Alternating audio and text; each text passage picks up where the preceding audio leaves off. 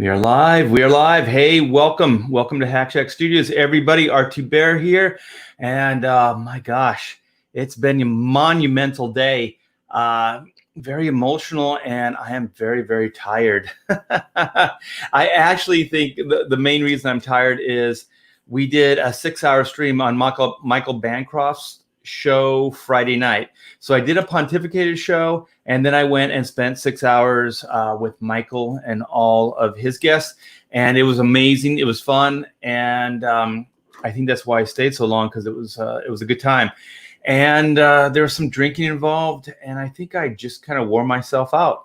And so today, I was a little tired today, but managed to keep things going. And tonight I'm going to do, this is late for me, you guys. This is really late for me. So I thought I'd hang out with you guys and see how long I could keep things going.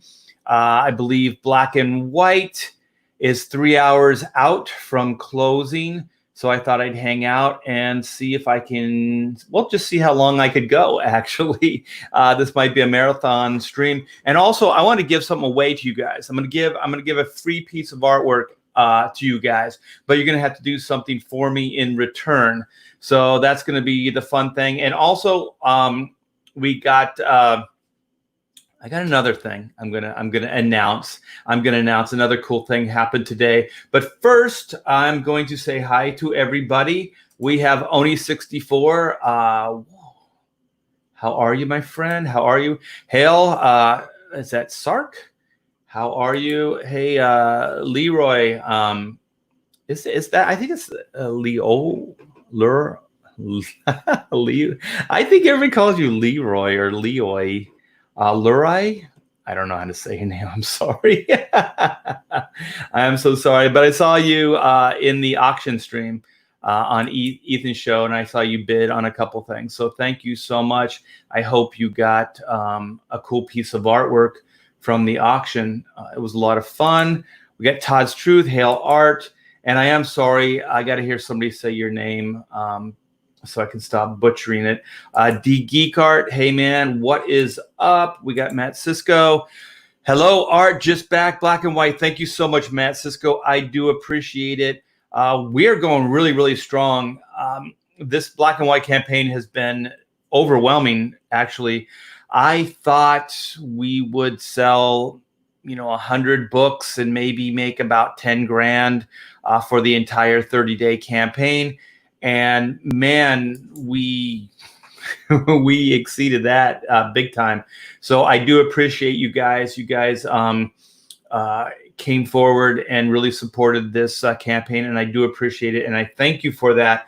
And if you're wondering what the campaign is, it is this. It is the Black and White campaign. So we have Volume 1. You can see it on this cover here. Volume 1 over here. Black and White Volume 1, Second Chance. So we closed the campaign a little bit early. We didn't know we were closing the campaign early, but apparently we did. And we got a lot of you people were asking, hey, man, how do I get a book? Why'd you close so early? So that's why we decided to do a second chance. And the reason it took us so long to do the second chance is because we wanted to make sure that the first Black and White campaign was fulfilled, and that we could have a little bit of breathing room before we got involved with the next campaign. So, there's Michael Bancroft. Hey, Michael, you want to come in? This is a party, my friend. So let me know if you want to come in. I'll invite you in. Gaming or what, TM? How is it going? I'm feeling it too, mate. I didn't wake up with a hangover. I very rarely do. The only thing that messes me up is champagne and wine. It doesn't even, if it's good wine, cheap wine, it doesn't matter. I'll wake up with a little bit of like a sharp pain in the back of my head. But whiskey and beer, I usually don't. I don't get too bad.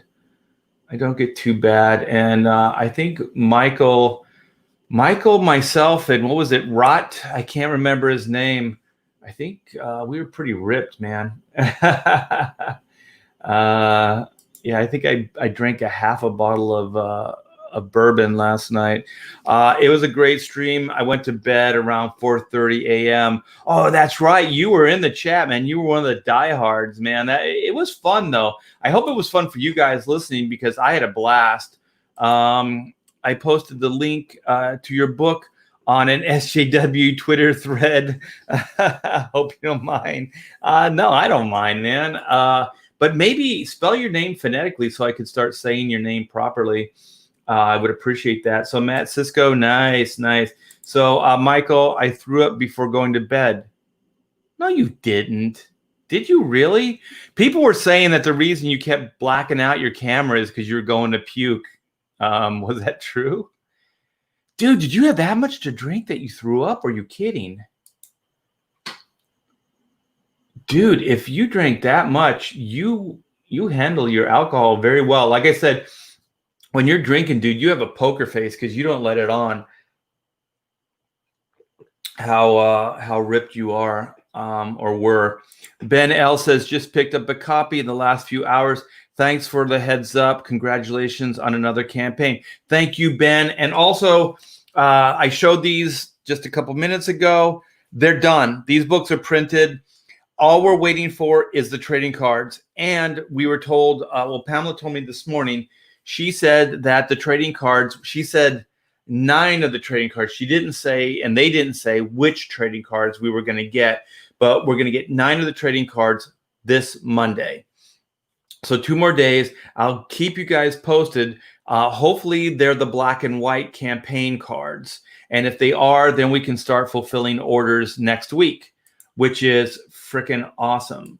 Oni64, hell course pedals with distortion. Hell to the yeah. Leg kick 1, a good job, Art. Looking forward to my book. Anytime, man. And you know, like I say it all the time, the only reason I'm here is because of you guys, and that's it. There's no other way around it. Anthony, hell brother, got mine today. You guys are the best. Gaming or what? Trademark. Always trademark. Beautiful looking books. Yeah. Let me see. I saw you in the chat. Did you bid? Oh, you were just heckling in the bid.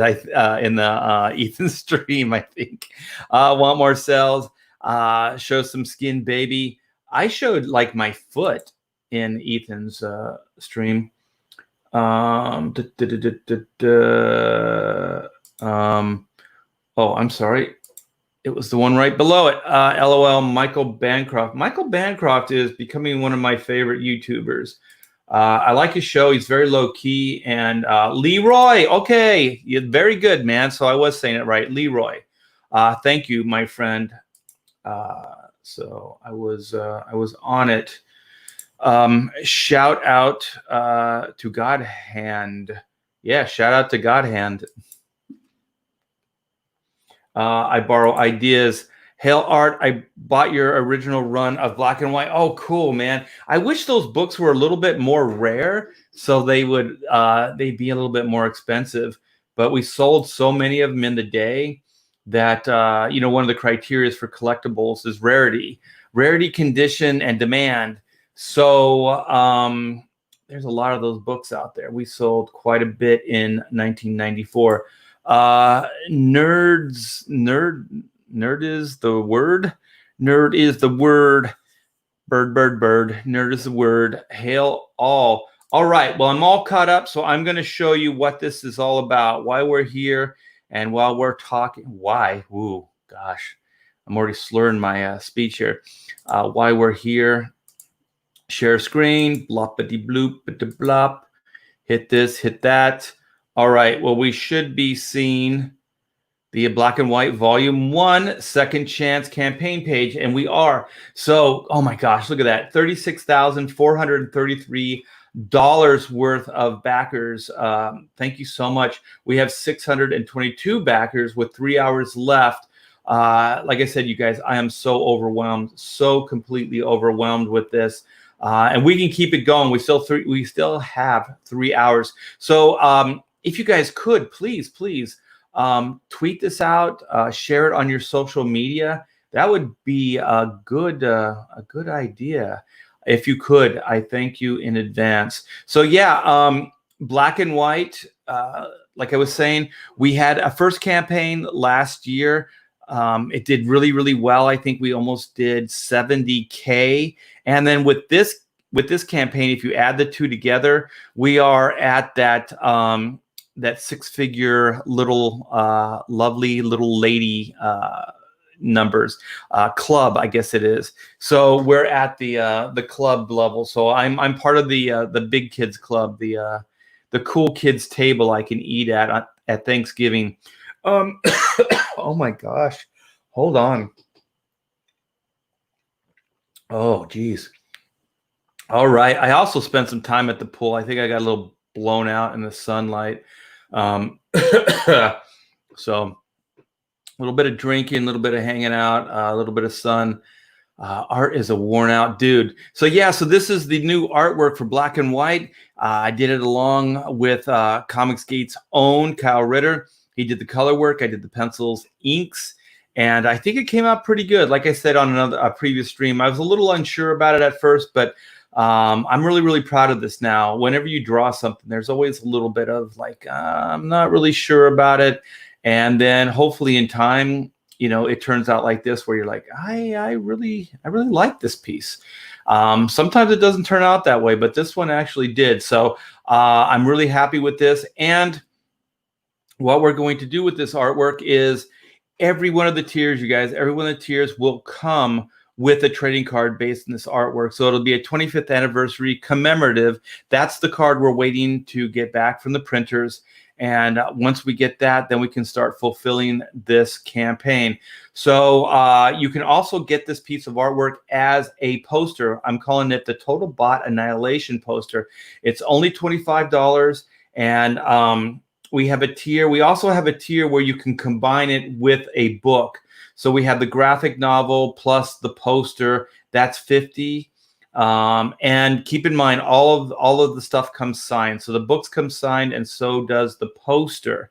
So here is the what the card will look like, and this is the standard, the main cover. And so let me go back a little bit into the tiers. So we have the featured tier, which is 3 comic books plus poster for $100. And keep in mind that comes with the trading card and signatures. We have the standard edition book. We have the poster alone. We have the Vampirilla Black and White. This is very, very special to me. I was very, very lucky that the people over at Dynamite said, yeah, you want to sell some more of those? We'll send some books to you. So that's what they are going to do. And that's why we could offer it at this campaign. So you guys are really, really supporting this. I do appreciate it. And I'm sure Dynamite will appreciate it as well. I just have to figure out how much money they're going to make off this, because to be honest, I have no idea. I'm not much of a businessman. I try, but some of these things just kind of slip through the cracks. So Greg Capullo Virgin cover. We sold out of the original. So the black and white Greg Capullo cover, let me find it. Here, we sold out of the original. So that's the one I showed you, that we had printed up. And so what I thought would be cool is to go back to print and to do this virgin cover. So we're going to do versions of the variant. So a variant of the variant. So no logo, no typeset, none of that stuff. So my wife said she prefers this version actually. So that's pretty cool. Yeah, so, oh man, there's 50 claimed. Thank you guys so much. That's awesome. And that will come signed as well. And then we have the graphic novel plus poster. We already went over that. And then we get the Killer Bot tier. So you guys, the Killer Bot tier comes with all 3 books, the poster print. Keep in mind the poster print is 24 by 36 in size. And it comes with all the stretch goals. So now I got to scroll down to the stretch goals and explain what that is. Okay, so these are all the original stretch goals, you guys, from the first campaign. So we have a trading card, we have the 3-button set, we have the embroidered patches, we have the mini print, we have the double-sided bookmark, which has black on one side and white on the other. So on the blacks, on his side, it says justice can only be ... You flip it over, you see white, and it says black and white. I think it's cool. And then we have new to the stretch goals. We have the sticker. The sticker that's based on the Total Bot Annihilation artwork.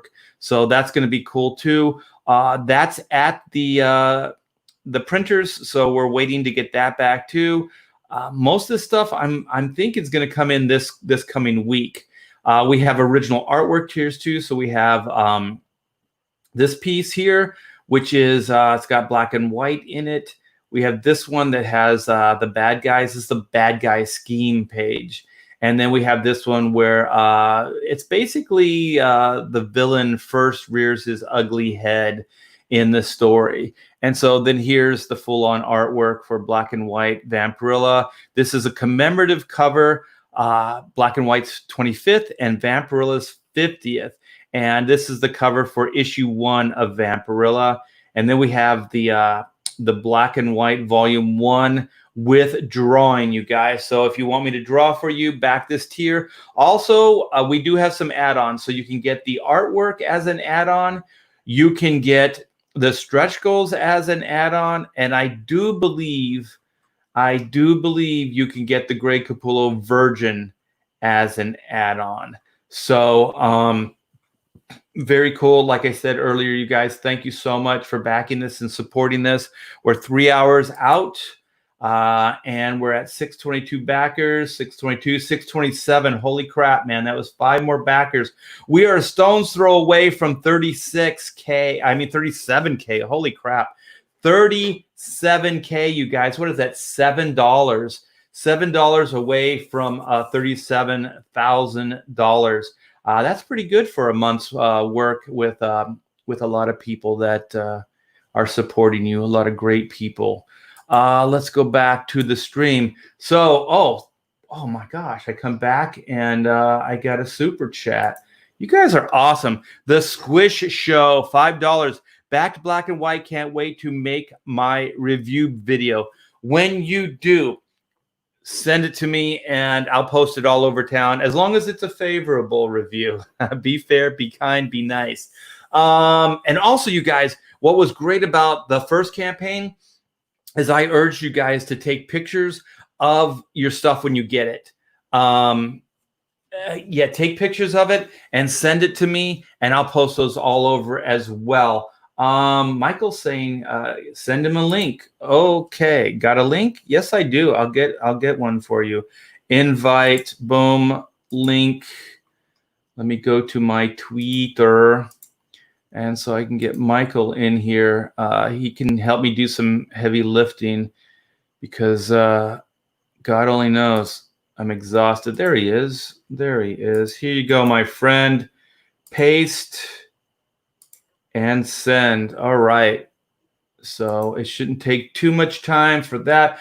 Thank you so much, Squish Show. I do appreciate it, man. That was awesome. So cool. So cool. Hey, is Thunderbuns? Hey, Thunderbuns, you want to come in? Let me know. After the 7-hour party stream on Michael's channel ended, some of us kept talking for another couple. No way. No way. You got to come in and talk about this. You also have to talk about, I think you backed or you won one of the bids in the auction earlier. So I'll send you a link too if you want to click on it. That'll be great. And I got Michael, but I think I'm going to send Joe the link first. This might be round 2 of last night's epic frickin' stream. So how are you, Michael? Did you really puke last night? Yeah, I did. I know. I just was going to bed. And I was like, wow, yeah, I don't think I'm going to be able to sleep. I don't want to, wake up halfway and then just kind of puke in my bed. So, yeah, I did the the walk of shame to the toilet and did what had to be done. And there, I was all fine after that. But I can't believe you came up all right, party animal. You were Yeah, going hard too. yeah. I think I killed half that bottle Can we last see night. here? There we go. Yeah, so it was up to about here, I think. Yeah, I think you killed half that bottle. You said too. Oh Yeah, my yeah. God. No wonder. No wonder. And that was in 6 hours. Is that what we ended up? 7. It was set. That's right. It was 7 hours. And then Joe just said in the chat, he said you guys hung out hours after that. Is that correct? We did, and we were just chatting with Liam, and yeah, at one point I remember just sitting there, just in a haze, and I just said, I got to bed. Wow, I just walked off. Dude, you got a crazy poker face because I swear, maybe it was the hat that was casting a shadow, but man, your eyes don't detect it. Yeah, no, you were no. there was some of that, but by and large, there was none. Yeah, you did. You're a party professional, but I'll tell you a story. I'll tell you a story. In the day, my friend and I, there were 3 of us. Sometimes there'd be 4. There would always be like 3, hardcore, you and your friends. But there'd always be that one guy too that would kind of tag along when he could. And we used to go to parties when we were younger, like kegers. And I don't know if they have kegers where you're at, but you just buy a keg and you just drink till it's empty. And so we would go to these parties, and the party would be ended, and we wouldn't leave until we tapped that keg. Like, we would just drink until it was done. And the people that were throwing the party are just kind of sitting there like, when are they going to go? And we're just like, just keep pouring, just keep pouring. Well, we don't have kegs that much. I mean, we do have kegs, but people don't buy them as often as what I'm led to believe from your party movies. But what we do is we have bathtubs, and we fill the bathtub with ice, and then we just put, as many drinks as can fit in there. Yeah, most of the time these parties were in backyards because I don't think they wanted people in their house. That's a good idea. These are crazy parties. These are like 50, 60 people. Like these are like rock backyard, like a backyard concert. Like you get a band, and then you would just drink and just find girls and basically just be horrible. But one of the things we did, and we used to pride ourselves. We go, we're the party professionals. Like, we just like stand aside, the party professionals. When it got too much, okay, let's see if you've ever done this. And if you have, then you are a party professional indeed. When you start feeling the effects, just induce the vomiting, man. Just get it out of your system, and then just go back and keep drinking. Well, no, that's what I did last night. It didn't come out involuntarily. I was like, I'm feeling sick and I'm not going to deal with this. Okay. So I did it. I got a little bit bulimic in the late hours there and just let it out. I've definitely done that on many an occasion before. I don't know if I've ever kept drinking though. Oh, we would keep drinking. I mean, it definitely, if you've not done it, if you're out there and you're a bit of a lightweight, just getting that out of the system, God, it is a second wind.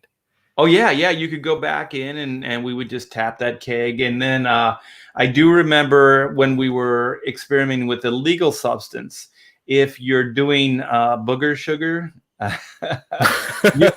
you can pretty much drink all frickin' night, man. You can impress everybody. Yeah, I don't get into that, but I played poker with a lot of guys who did, and they could go not only could they go all night, they would go all night, all day, and then into the night again playing poker. I would leave the table, go home, sleep, have breakfast, have lunch, come back, they'd still be going. Yeah. I never did that. Like, I always kind of knew how to moderate if I was doing. I feel weird talking about it, like just snorting. But if it was good stuff, I kind of knew how it would affect my body. But there's been a few times that somebody was saying like, oh, it's Coke and it's like crystal meth or something like that. That's when it gets you messed up. That's when you go. You're a genuine party animal. I mean. Look out! I had no idea who I was getting involved with here. You didn't know what you're gonna step into here, right? I know, and like you said, Rotten Glory, he was in for the party. He had no idea what he was stepping into either. That was not planned at all. I just saw him in the chat, sent him the link, and he came in guns blazing. And then he sent me a message saying, "Oh, I just had to dip out because I didn't have any more booze." So I was like, "Oh, no more booze. Party's over, I guess." And then he just disappeared at some point. He seemed very, very disappointed that he didn't have any more booze. Yeah, well, when the party's happening, and it's not like when you're all together, you can't share it around. I tried to pour some through the camera; it didn't work. It didn't work, man. I don't think he was even aware that you were doing it anyway. Oh my gosh! You know who really showed it the most? I thought was Shay. I mean, Rotgut. What's his name? What was his? It's so hard to pronounce. I don't know. He needs R-O-T. I'm going to start calling him Glory Hole. I don't know. He's Rot 10, as in rotten, right? Okay, so it's rotten, but spelt Rot 10, and then Glory. Okay, so Rot 10.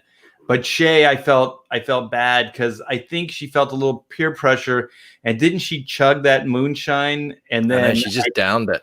Yeah, I think she was kind of done after that. Hopefully she comes back. Yeah, she was just kind of like this. Remember? She started. Well, she was drawing, and but then I think it was like, I mean, with her head down like that, it was easy to just sort of take a little nap, maybe. Yeah, I think she was kind of relaxing there to get her second win. God, I'm gonna stop the camera for a minute. I gotta turn on my fan here. What an epic stream. 7 hours. You know, I'll tell you, man. Is this a regular thing with you every Friday night? Well, it hasn't been every Friday night, but we've done it now. Blue's in the chat here. He'd probably be able to remind us because he's the designated driver on these chats. Hey, Blue, do you want to come in? I'll send you a link, man. Yeah, just let me know. Oh, I can do that. Okay. So you don't have to manage all that stuff. Yeah, he'll let you know. I mean, we've done it at least 4 or 5 times. So maybe not every week, maybe once every second weeks. We just call them party streams. Yeah, so I've done 2 with you. So I'm like half. I've done half. There you go. Almost half. Yeah. There you go. No, I'm going to start looking forward to it, my friend. So I have a bottle of vodka that's got my name on it down in the pantry. So I'm gonna break that out for next week. Well, Joe was drinking vodka, so yeah. Yeah, he started drinking it straight. I can do that, but I either have to really have you ever just been like, like you just, and I'll just run down the pantry and I'll just and then it's like, okay, I'm good after that. But I'll drink vodka straight that way, or there's Joe. Or I'll do it once I'm a little inebriated. I can go in to vodka straight. So, Joe, how much did you have to drink last night before you started drinking vodka straight? Not much. I mean, I really drink for quality, not quantity. Believe it or not. I had connoisseur. Yeah, so I had rye whiskey. Maybe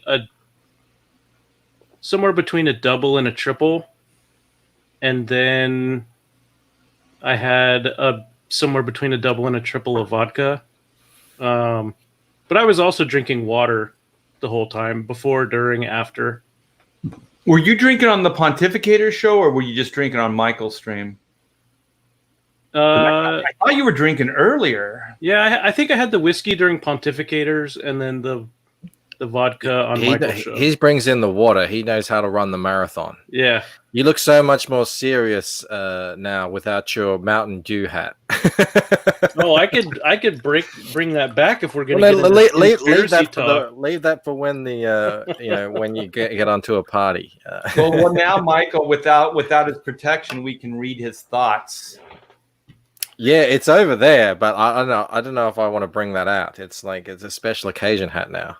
Hey, your mates last night threw you under the bus, man, because they didn't back you up when you were saying this is an authentic Australian hat, and they were like, no, it's not.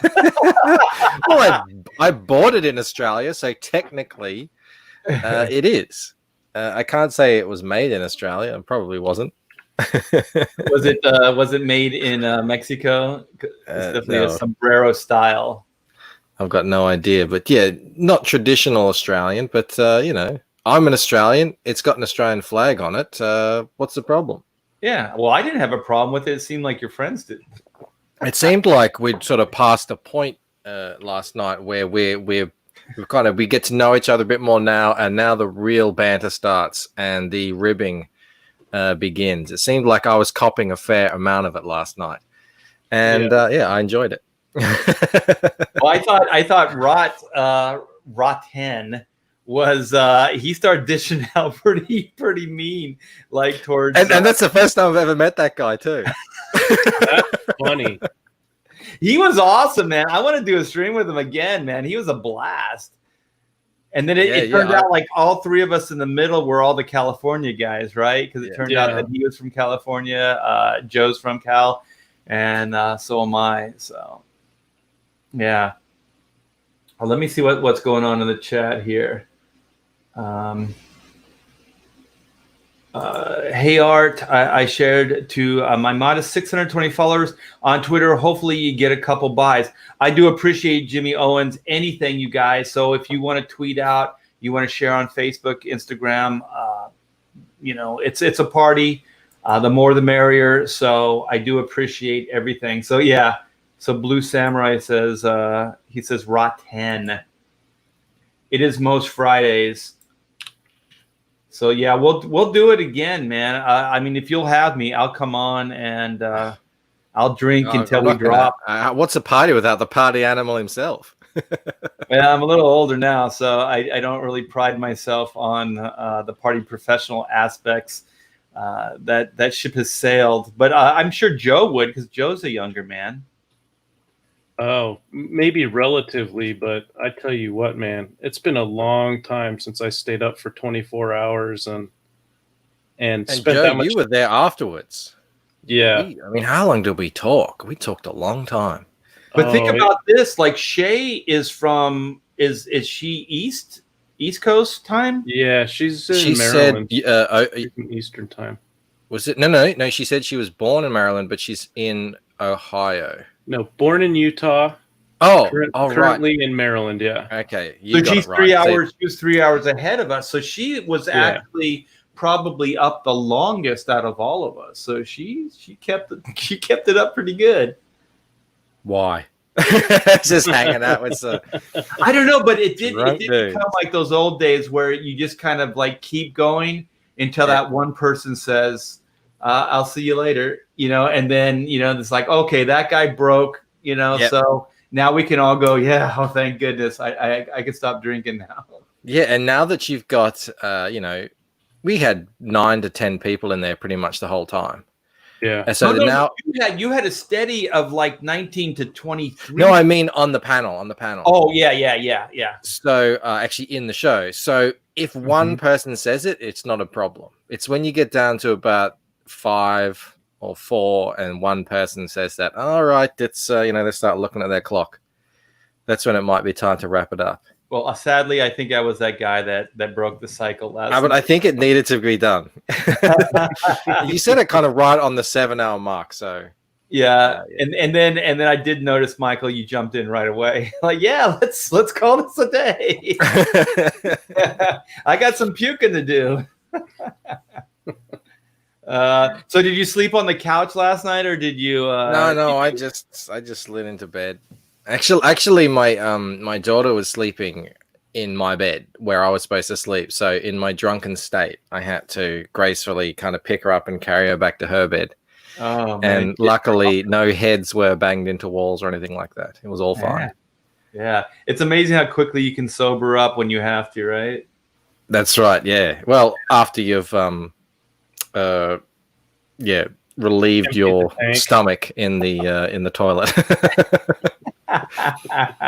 I think also Shay was saying she didn't have anything to eat. No, neither did I. Did I. Oh, really? Oh, yeah, because it starts at 1 o'clock for me, and at 1 o'clock p.m.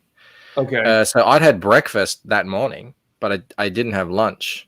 So we just went right into it, and then it went through till my time. I think it was about 1, 2, 8 o'clock, 9 o'clock or something. But then we stayed on till about 10. It was, yeah, by the end of it, oh my, what a marathon. So how much longer after we said I think it was at least an hour and a half, 2 hours. Yeah, I think it was about 2 hours. Because Art, didn't you? Because I thought the stream ended about 3:30 Pacific time. That's exactly what time. Yeah. Okay, so Michael and I both bailed when it was 5:30 Pacific time. So you stayed up another 2 hours? Another 2 hours. And by that point, I'd been up for 24 hours. I'd been sitting in this chair for about a total of 10 hours. Well, thankfully, it's a comfy-looking chair. Yeah, it's almost no, it was more than that because it was pontificators for 3 hours. Oh, my God. And then I took about 30 minutes to get something to eat.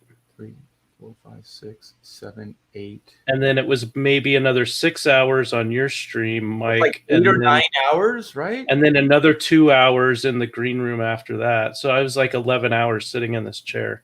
I've got a bad back, so for me, that's YouTube took down the stream. Yeah. I didn't see it in the morning. I was wondering what happened. I tried to watch the replay this morning and it was gone. Yeah, so I've appealed it. It's happened this is probably about the 6th or 7th time that it's happened already. And I just appeal it and it shows back up. It can take up to a day. So hopefully it'll come back up. I mean, there was nothing in there. Well, you guys got to keep checking back for Michael's YouTube channel and witness that video. I hope it comes back because that was so much fun. Yeah, a lot of people have actually sent out tweets saying how much fun it was. I mean, I know I had fun. Like you guys, when you're on the show, you're having fun. We're partying, and you wonder how much value it is to the people in the chat. But yeah, they loved it. Yeah, you guys had some hardcores, man. They stayed the whole time. Yeah, it's crazy. And it seems like in your chat, Mike, and because that's the first time I had been on your channel on camera, but I have watched a lot of your streams after the fact because of the time difference. Yep. I don't think I'd ever caught you live before that, but it seems like you've got a lot of people in your chat who have been there from really early on. That's cool. Yeah, absolutely. Pretty much most of them. We started streaming the day I launched because I had nothing else to do. I'm like, well, I'm just going to start streaming. It was my first ever stream. I already had about, I think, 300 subscribers or something. So I thought, okay, we can do this. And yeah, a lot of those names have been there since that first day. Blue Samurai, who's about to come on, he was there that first day, and I just invited him on, and he never left. Well, I'm gonna share something. We got these in today. We got the chrono mechanics proofs. So this gets the seal of approval. So the thumbs up. I went over it with a fine-tooth comb, and the book looks gorgeous, man. The printer, this is Mixum. Let me do it this way. They did an excellent job on the printing, you guys. This book looks amazing. And so what happened? Well, one of them, let me show you one of the mishaps. See if I have the book here. It was a crop issue. Yep. So they were cropping it weird, like you can see, like over. Well, it's over here. The light's hitting it kind of weird, but you can see it's kind of cropped out. I see it. And so we got that problem taken care of, and then we kept saying the whole time that the color was a little off, and they kept saying, well, it's because it was printed digitally and not offset. So we let it go. But then I could, like things just kind of keep nagging at you. Yeah. So I kept asking them, are you sure? Are you sure? So finally they got this woman in, I wish I could remember her name. And she just went in and she just looked at everything. And she said, these are RGB files. These are not CMYK files.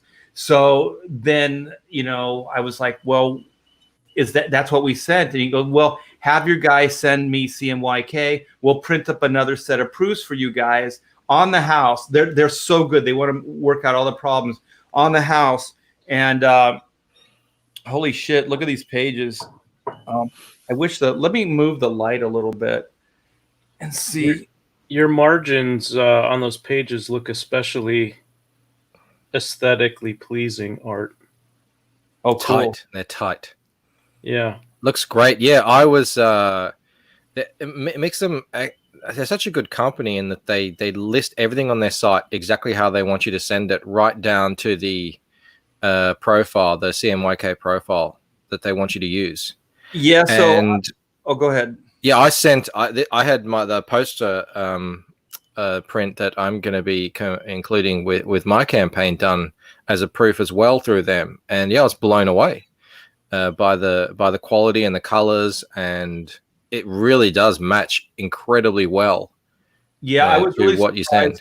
At what a difference the CMYK makes, because I guess you learn the hard way, right? So I trusted the guy. I'm not trying to throw him under the bus, but Jeff Eckelberry, and he did say like they should be sent CMYK, and so we were going back and forth. I was saying, but the CMYK file looks so different than the RGB file, and he said, well, you just gotta go with it, because that's how the printing part of it needs that file. Digital, like if you're showing it off, like on your computer, whatever, RGB is ideal for that. So then I learned that, and so then he sent that CMYK. They printed this up, and we got a gorgeous book out of it. So you guys, we did send Mixum. We gave him the thumbs up. So hopefully within a week or so, I'm going to try to put it on Rush. So I'm going to pay a little extra money and try to get this book to you guys quicker. So it came out really, really good. I'm really happy with this. And man, I can't believe how long it takes to get these things done.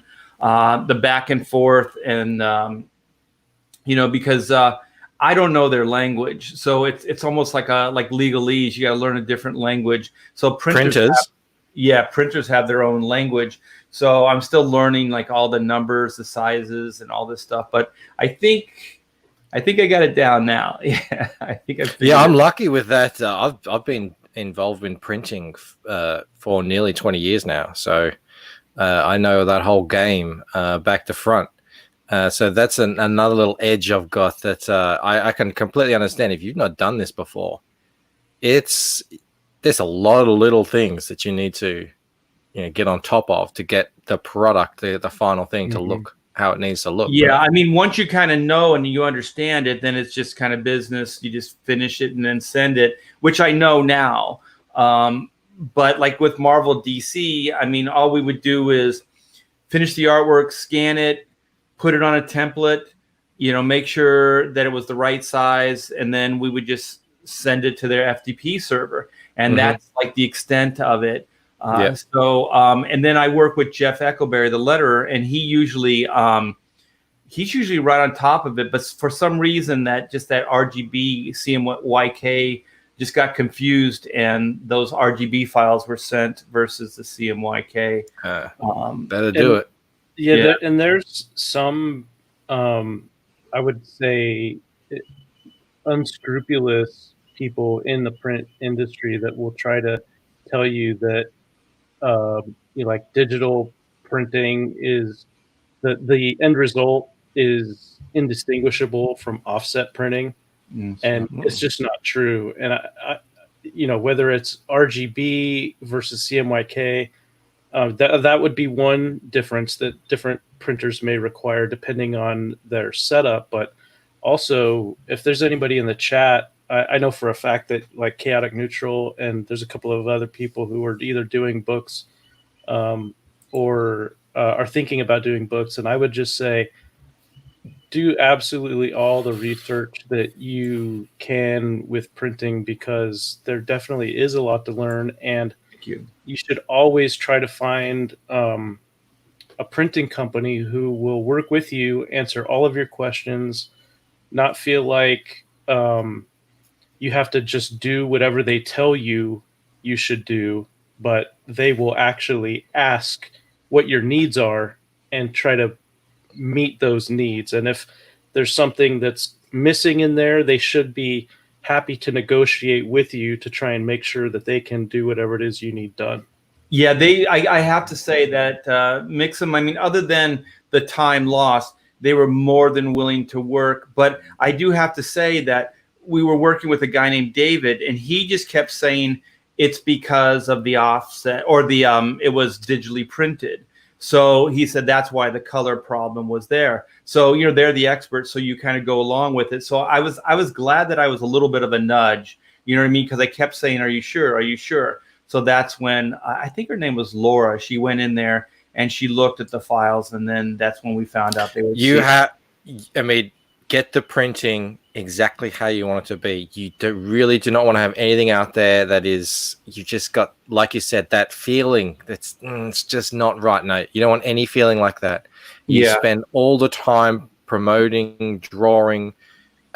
This is the final product. This is the thing that people will be talking about and judging you on. Get it as perfect as possible. And if it isn't exactly, you need a really amazing explanation as to why it isn't exactly how you want it to be. Like some people want really vibrant, almost violent fluorescent green on their book, and you're like, well, okay, you can't have that unless you want to pay for a spot color on top of the normal printing. So you need to be like that. Otherwise, no one else is going to be like that for you. For your book, right? And then once the books are printed, you have 1,500 books or whatever. What are you going to do? You have 1,500 books that you don't like. You know what I mean? Like, how can you actually be proud of it and have integrity and sell something that you're not 100% down with? So I want to take a minute. Hey, Blue Samurai Zero, what's up, my friend? Hey, how you doing? Good. Hey, that Akira book that you had and you showed off. Yes, I'm going to Amazon search that thing. That looked pretty killer. Oh, yeah. It's 6 volumes. Yeah, of course it is. It's I'm sorry. You know that. It's Akira, man. I know. That shit's epic, man. So you have some Akira. That's more Comicsgate than not having it, Mr. Bancroft. So. Wait. What did that mean? What do you mean you have? Shots fired. You have. I don't have any Akira, basically. Oh, you don't have any of the comics? No. Yeah, what is? So yeah, I'm not.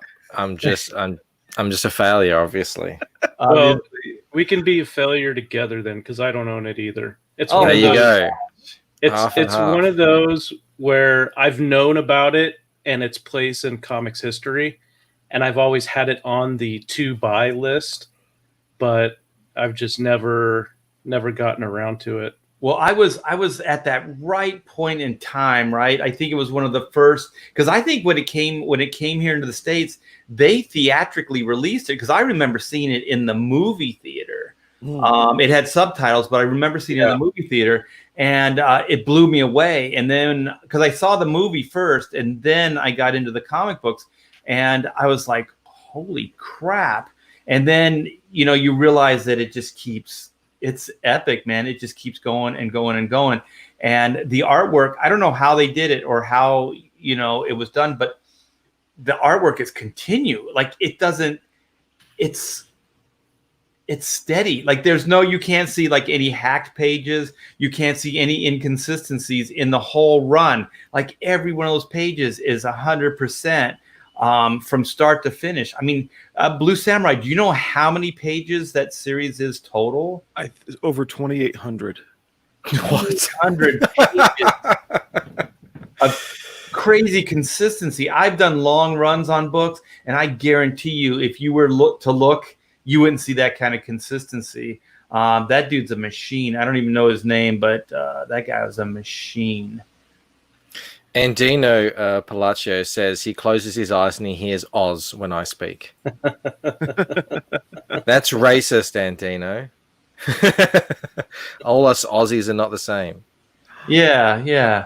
Hey, although, Andino, if he starts correcting your grammar or your spelling, all right, I'll be sure to not do that. For some reason, Joe, it seems like you'd be that guy. Because you're an editor, and that's kind of like what you do for a profession. Yeah. I'm really pleasantly like, you're not that guy. No. And I've known writer types and I've known editor types, and most of the time, man, they can't. Because you hang around with me long enough, you're going to want to correct everything that comes out of my mouth. And I'm so happy that you're not that guy. Well, just because I don't do it doesn't mean I don't want to really, really bad. Mhm. I completely understand. I mean, I'm just kidding. you met my wife. You met my wife. Yes. Well, that's why Pamela and I get along so well. Yeah. And just for the chat, like, my wife is a writer, and she writes comic books with me now, but she worked for Northrop years ago, and she wrote policies and procedures for Northrop. Ooh. Policies and procedures. You don't F around, man. Like punctuations, shit like that. She would talk about her like editor, boss. And man, you talk about, like, you always see those sports teams, right? Like the football or soccer or whatever it is. And then the coach is like, that was a mental error. They just jump in the guy's face. Is like, you screwed up, man. That's whatever. This is, you can't, you can't get around this, blah, blah, blah. They just rip him a new asshole. She used to tell me that her boss would do the same thing. Like, this is a comma, not a semicolon. Use a semicolon. You should know better than this. Like, she just ransack her. And she used to come home like, oh my gosh, I'm a failure. And I'm like, no, you're not a failure. Your boss is an asshole. Yeah, well, I believe me, I come from a corporate business background, and there were those types in there for sure. But so one of the things that I did when I was writing and editing in corporate business is I would work with a lot of different departments, and a lot of times I was taking technical documentation and translating it so that the PR department could understand it. Or there would be a PR write-up and they would want some technical information, and so I would go to engineers and I would get it, and then I would make sure all the data was still technically accurate, but I would present it in a way that the average person could understand. And so a lot of times there'd be meetings where I'd have to get these different departments to talk to each other and cooperate, and that was always like herding cats. And so one of the things that I discovered way back when is that it was a lot easier to just work with them as though it was no big deal for me to interpret for everybody. And if everybody just gave each other a little slack, we could get through the meeting a lot faster and nobody would have any heartburn afterward. So I had a lot of practice at it. And kind of through that, it's what got me out of that mindset of always feeling the need to correct spelling and grammar and whatnot and just let it go. I've always been around like writer types. Like a lot of my roommates in the early days were writers and stuff. I'm always around people like that. It's so amazing. But I am really thankful that like Pamela is here because she picks up on that stuff. And the only problem that we ever have writing is that I'm like, this is how the character would speak. Mm-hmm. And then she's like, but that's not correct. And I'm like, I know, but this is the way the character speaks. And so we go back and forth with that. And so then usually what it is, it's some kind of happy middle ground. You know what I mean? So, you have the character. So whatever the characterizations that I'm trying to get across, she'll be able to do it in a more universal way to where people will understand it in a clear, more concise way. And so I'm really, really thankful. Also, I'm pretty dyslexic. There are days like it's like a code. Like I can't even decipher a code. It's like the numbers, and it has absolutely no meaning to me. And so, it does help to have a person like that in your life. But before I go any further, I want to say, because I started off where I was going to do a giveaway. So what I'm going to do is this page right here. Let me screen, do the whole thing. So this page right here is page 9 from issue 1 of Black and White from 1994. Wow. So what I'm going to do is I am going to do a raffle. So gotta find a number. So I'll find a number, and then if we hit that number by the end of the campaign, tomorrow or Monday, we'll raffle this off on a live stream. So this is what is it, page 9 from Black and White. So that's the original 94 pages before the remastering. So I need to find a number now. Let me see. So Black and White. Well, I'm gonna share this. Let me see. 30. Okay. So let me go back to ScreenYard. I'm gonna share. Doot. Black and White. So here's the campaign. Let me hit refresh. So we're 36,993, 627 backers. Let me see, 627. Hit refresh.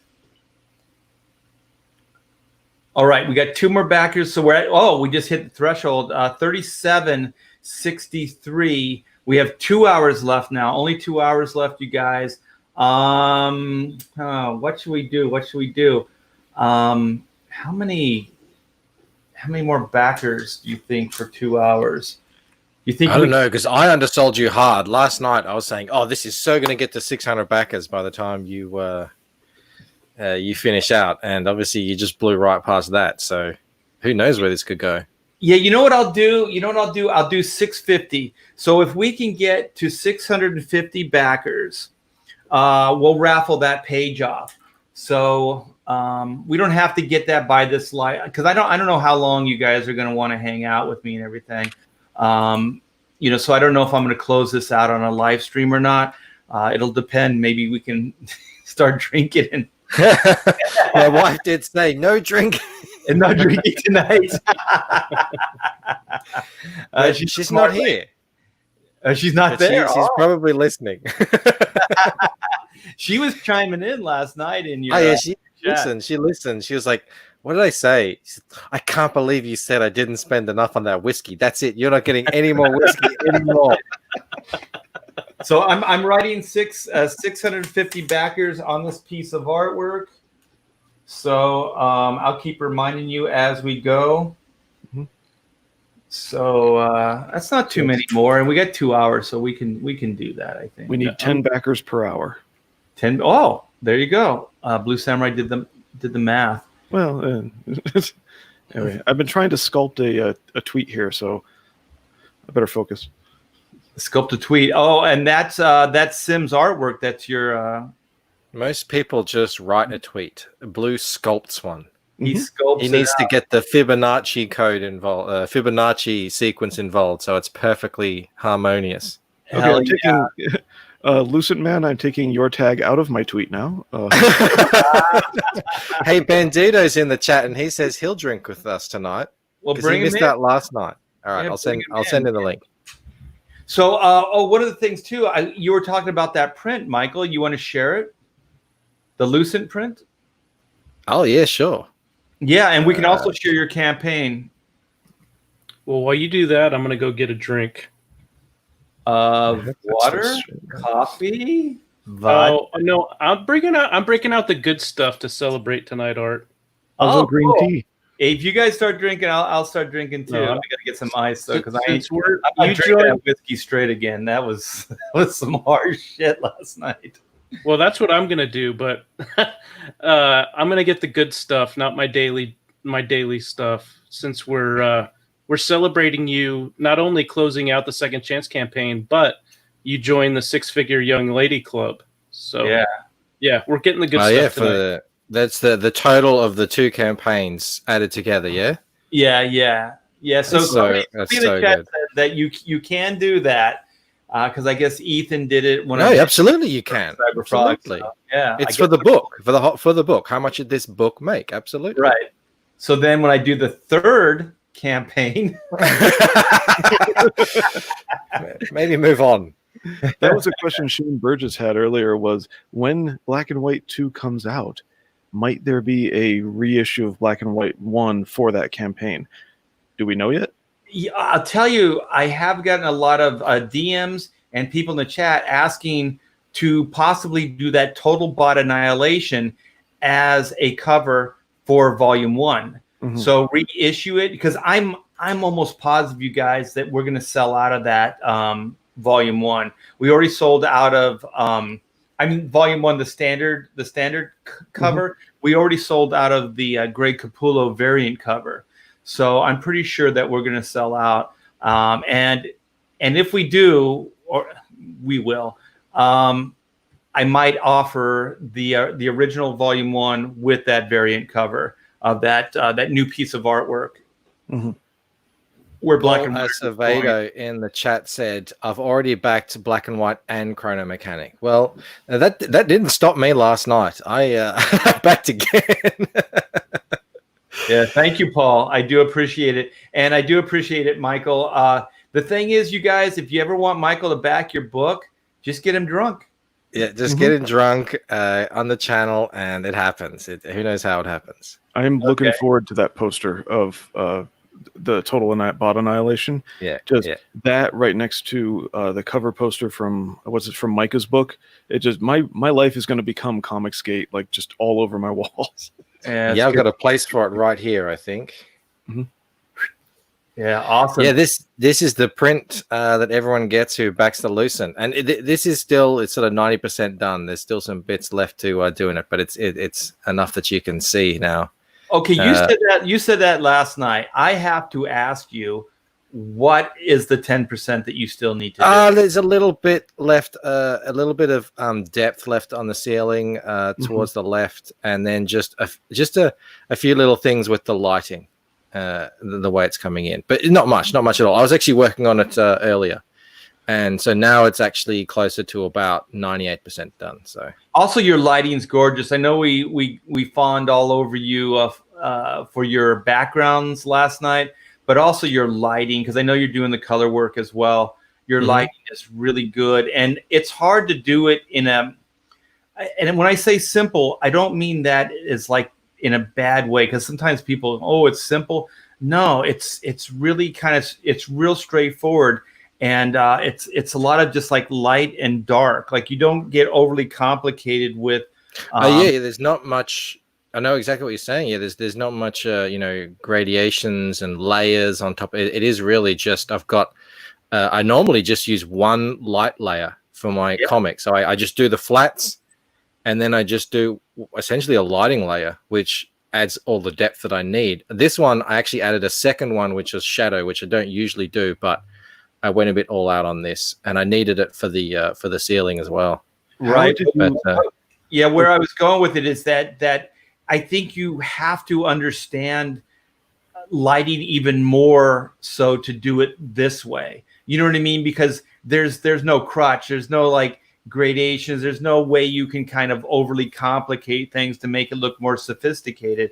Like, you have to know what you're doing to color like this, and I think it's tremendous, everything you do, because everybody, like I said, the backgrounds are terrific, don't get me wrong, but also I think it gets overshadowed, like your coloring gets overshadowed a little bit, because I think it's brilliant. Even the way you lit up some of the little hallways for the books, where you go down and stuff like that. Like, it's lit up, and then the other side is kind of dark.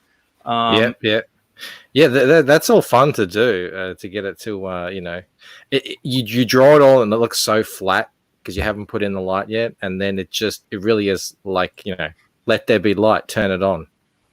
So this is the good stuff. Yeah, Lafroig single malt Scotch, 10-year. Nice. All right. And since we started last night, we might as well continue with. Well, let's do it this way again. I'm sorry. Oh, I heard that. I did hear it. I'm sorry. It sounded like something dropping into a pond. It's a pretty small cork. You didn't do the tip it as you pull cheat that Bancroft does. Yeah, he did it. Yeah, he showed me up last night. This one? That was me the first time. Yeah, it was a dud. Hang on, let's see if I can replicate. Firing blanks. Well, now I'm gonna have to go get some ice. No, wait, that's Rob's book.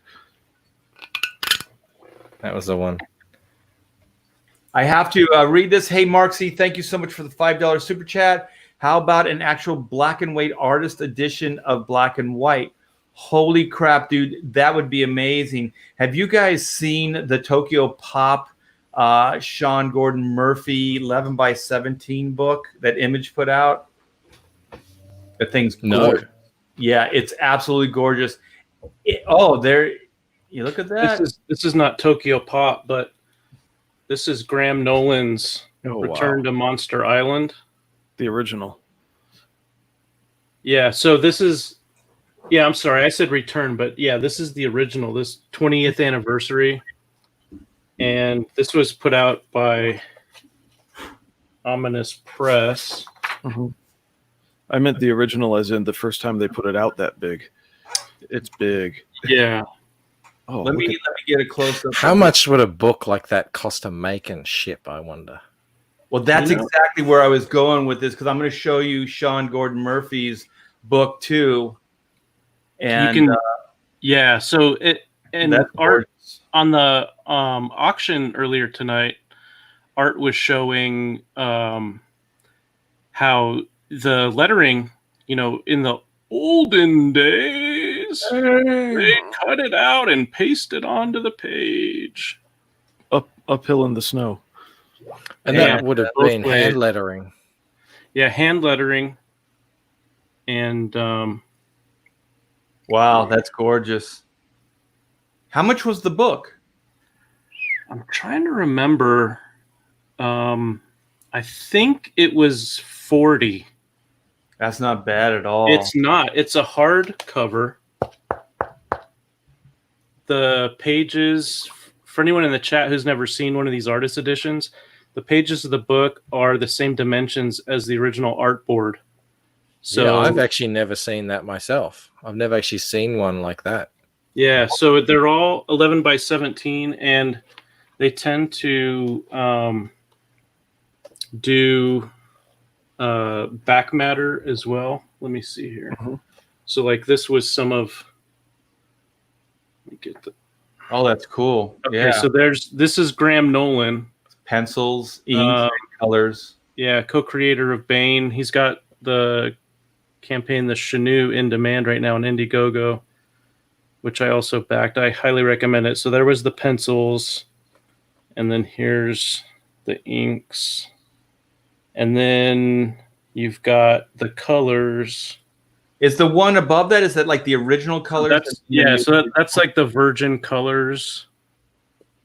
And then the production with the trade logo. Sweet.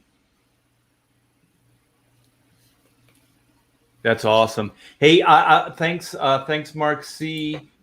I do appreciate that. And let me share this one here with you. That was cool. So this is Tokyo Pop. Oh man, look, it's all dusty. But this is the Tokyo Pop book, and this thing's amazing. So it's 11 by 17, so it's actual artboard size. And it's all black and white. So you could do like a black, like I would love to do like a black and white, 11 by 17 book. I think it would be amazing. And I also told like Ethan, I was like, Ethan, you got to do one of these, man. How good would that be? Yeah, because his inks are crazy big. Did you see the piece that he shared just earlier with all the reflections in Cyberfrog's like chrome things with the Vespers? Right, even the toes, yeah. I was just, and it's a joint effort there between him and Kyle. But I mean that's a piece that needs to be massive. Yeah, and also like crazy 11 by 17, and then just inks. Yeah, I mean the colors are gorgeous. Don't get me wrong, but to see those inks just in a pristine form at that 11 by 17 size, I think that'd be amazing. And he could probably, because he can sell so many, he could keep the price down as well. Someone pointed out, None of Your Business pointed out, dimensions won't fit in the mailbox. Yeah, you have to kind of ship it like a box, like a package. But I would worry, with the one that Art just showed, the postman might try to like roll it up and just cram it in anyway. You need the hardcover, I reckon. How did you? Because you ordered that, right, Joe? Through was that the campaign? Yeah, so it's the only Kickstarter campaign I ever backed, and it was before we found out that Kickstarter was artificially going, or someone or a couple of someones at Kickstarter were going in and artificially kicking certain campaigns that they didn't like. But I remember when that happened, I was thinking to myself, even if they keep Graham's campaign up, I'm not using Kickstarter again, because every day I was just waiting to find out that they kicked his campaign, and I was refunded and the book wasn't going to come out. And I didn't trust that I was going to get it until it actually showed up in my mailbox. And that has nothing to do with Ominous Press or those guys. I had no problems with them whatsoever. They were the ones running the campaign. It was just entirely Kickstarter. And but how did they send it? I mean, was it in a box, and did they bring it up to your doorstep? Oh yeah, it was in a cardboard box that was probably, I'm trying to remember. I believe they used styrofoam packing peanuts, so the box would have been probably 13 by 20 or something like that. So maybe an inch bigger all the way around, or all the way around, something along those lines. And then they had the book was wrapped in soft, I forget what they call that, but that it's like soft foam sheets. It's kind of squishy. Yeah. So I know exactly the stuff you're talking about. Yeah. Yeah. So it's like foam cell something. And so they wrapped it in that, and then put the packing peanuts in, put the book in, and then more peanuts on top until it was expensive venture, man. Yeah. You've got a super chat up. Yeah, I wanted to hear Joe, but thank you. Mark C for another $5. Thank you so much, Mark. I do appreciate it. I have 16 artist editions from IDW. I paid an average of about $150 per book. Yeah, some of those, like the Jim Lee ones, and I think there's some other. I have a few pages in some of those books, and those things are gorgeous. What's his name? Scott Dunbier, I think, put those together, and he used to be the editor-in-chief at Wildstorm, and he's always said, like, I'll send some to you, and I go, okay, and then he said, all I have is my personal copies left. Is that okay? And I was like, I can't let you send those to me. But he said it would be no problem. So I never followed up on it. So I don't own any of those things, but they're absolutely gorgeous. And they're from the original files. So they have like all the writing. I do believe they have all like the writing on the top and all the notes, the editorial notes and stuff like that. Because the one thing about like old comic book pages is they were always considered production. So they weren't precious about them. So you get editorial notes all down the side. Sometimes they'd even take a blue pencil and just cross out things that they didn't like. So you get like blue check marks across the face or something like that. So if you look at some of those old pages, they have a lot of notes like that. I think I have one like that. Is it here? That's a good point, Art. And Mark C sent another super chat for $5. He said, a true artist edition is made of facsimile scans of the original art boards. And it's a kind of a what I'm going to say is kind of a nitpicky distinction, but Mark is correct. And I think one of the reasons why this was so much less, I think I paid $40, and then I think I paid another $20 for shipping. And so on this one, I'll show this to the camera one more time. These were made from high-res scans of the original boards. However, let me. By the way, thank you so much, Mark C. I do appreciate that. Let me go to Where are you? There you are.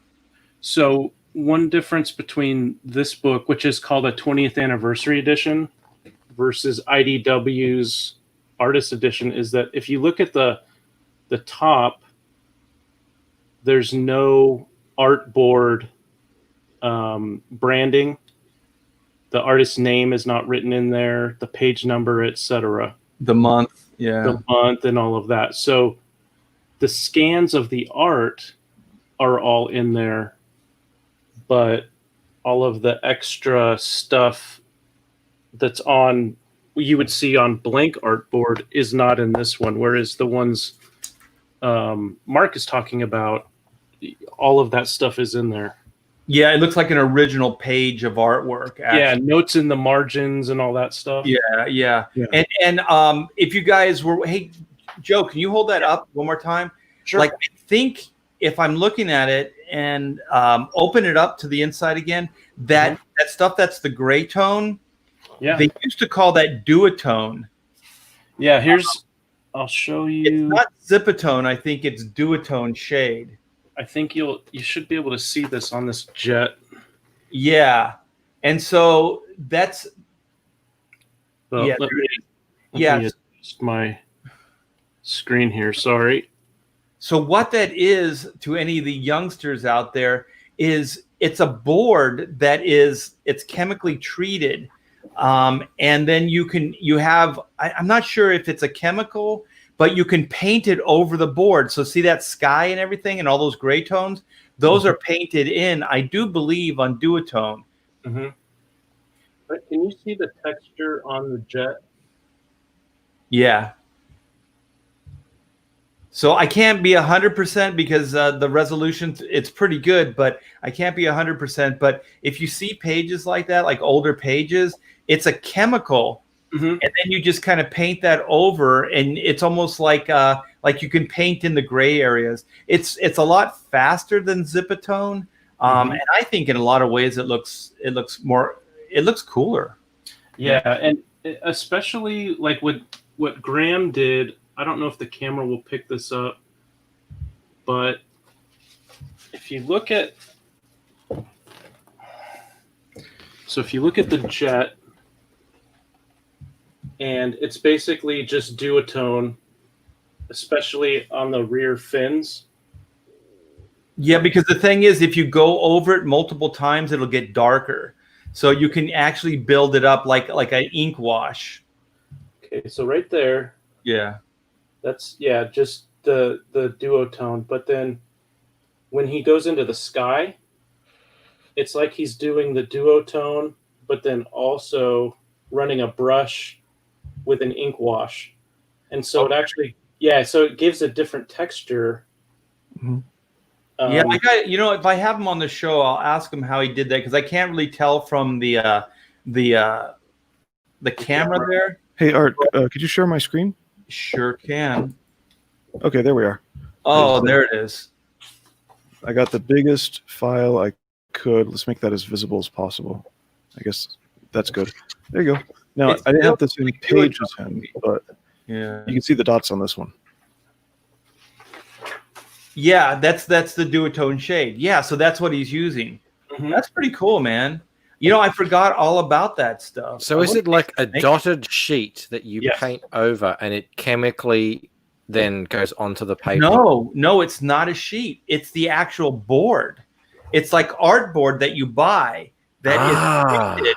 And so then you draw your images on it. And then I'm not sure if it's water or if there's like a chemical, because I've never used it before, but you just kind of paint that over the board itself. Yep. And it shows up like that. It's like magic. It's like you know what I mean? Like when you're ink wash, I think that is duotone because of the texture. Yeah, there's a texture to the board and everything. Texture. Yeah. You're right. It is a chemical that they would brush over.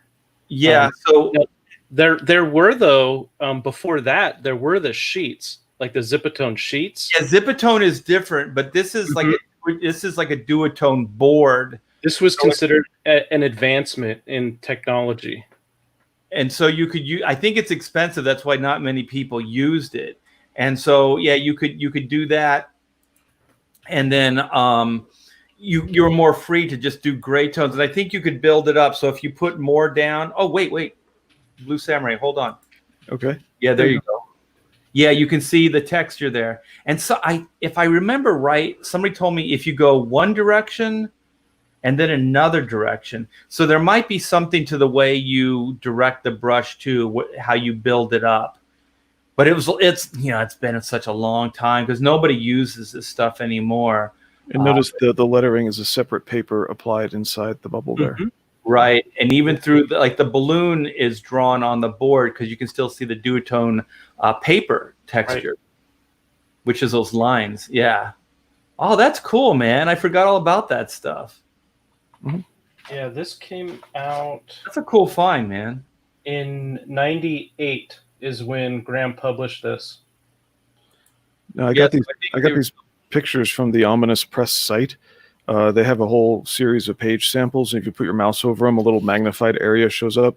So I just said, okay, save a picture, and we grab it as an example. But that book is $70 on their site right now. Wow. And it's the one that at the top, as Joe was pointing out, lacks all the top name and month and all that along the top. So it doesn't have that. But yeah, they've still got that over there if people want it. That makes me wonder if I paid 60 for it and then 20 for shipping. Yeah, probably. Now I got a smaller version of the color ones. It's bigger than a normal comic, but it's not that artist reprint size. No. It's because he did it the Kickstarter and then the Indiegogo follow up for reprinting both volumes, and it looks pretty good. I mean, it's color. It's just a color reprint, but it's got all that extra material in the back as well. Thank you, Mark C, for the $10. Mark knows his shit, man. Look at this. Zipatone is different. It's a transfer sheet where you place it where you want. Run the Run the back, and the stones lift off the sheet and transfer it to the art. Yeah, it's just like a sticker. So you like if you want lines or dot patterns or whatever, you have. The only problem with Zipatone is, and I know that Michael will understand exactly what I mean here, is there's scale to things. So if you have a dot pattern, that's always a tricky thing. So if you have a medium shot, you need a certain scale Zipatone, like dot pattern, spaced out a way. If it's smaller, you need a smaller, tighter Zipatone pattern. If it's really close, you need a bigger dot, wider, because you have to think scale, because you can't use that same Zipatone for your foreground, midground, background. So if it's a certain texture you want, you have to use 3 different Zipatones to achieve that. And then if it's textures, like if you look at a lot of Howard Chaykin old artwork and stuff like that, a lot of the suit jackets and stuff would have a texture on them. That's exactly that. That's a Zipatone pattern that you put on. It's like a tape. You just tape it down on the board, and then you get an X-Acto knife and you trim around it and then pull up the excess. It's a shit ton of work. But if you look, even when I was working with Jim Lee on the X-Men stuff, if you look at my old work on that, there's Zipatone work on that stuff, man. Yeah. No, this is all before my time. I use masks and I don't know, other tricks in Clip Studio Paint now. Well, Photoshop. The Japanese guys now, like all that Zipatone, those patterns, they're all digital now. So they still exist, but you can do them. You can do them digitally, and I'll tell you, man, it would be a lot faster and a lot less of a pain in the ass to use. Yeah, but didn't Zach run into a problem with his Ironsides book where the Zipatone was creating moire patterns? It does happen.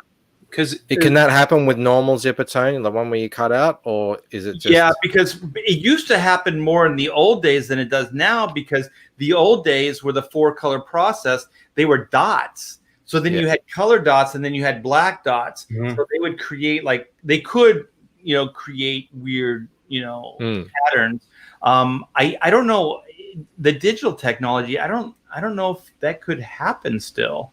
Well, so maybe. I'm not a digital artist, but my understanding from when I was looking into it and possibly going that way, my understanding is that in the digital art software packages where they have those options, they also more or less autocorrect for some of those problems. Like if you can pick up a comic from the 80s, like Art, you were talking about Howard Chaykin.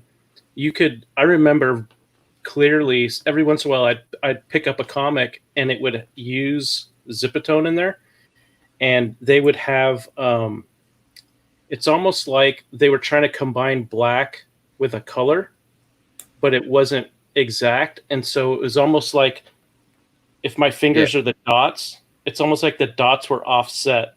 And sometimes it would just make the whole page look muddy because it wasn't crisp enough. Yeah, well, what happens when you print your blacks is you can print standard black, or you can print rich black, and rich black will have other colors in it. And if those plates aren't in perfect alignment, which they often aren't in absolute perfect alignment, then you can see little bits of the cyan or the magenta or whatever creeping out underneath. I've seen that before. I've actually seen that. Holy shit, which is what that is. I didn't know what it was. Yeah, so what you want to do with your line art is print in standard black. Your line art, the frames, your text, and everything. Because if it's black on white, you'll see very fuzzy edges of color, muddiness in the line art, and so you're better off, because to the human eye, especially with line art, you're not really going to tell the difference between the standard black and the rich black. Rich black is more for kind of big areas of black that are printed. You really want it to be really, really black. So that's what's happening there. That's what I know about this stuff. Like Zipatone is before my time. I have seen it where there's color in black, but it looks like a mistake. So maybe... it's some people want it really, really black. Got any blacker? But for most users, like with line art and lettering, you're better off just going standard black, and then you don't have to worry about it. Yeah. Well, we got Mark C again. Thank you. Gosh, you're so generous. Thank you.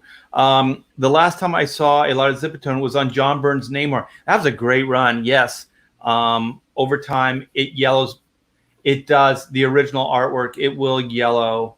I did want to show this because I found this. This is the closest I could find to, how I was talking about like editorially where they put notes and stuff like that. This is my artwork, but so we did all the lettering here, and there were just things that they weren't right.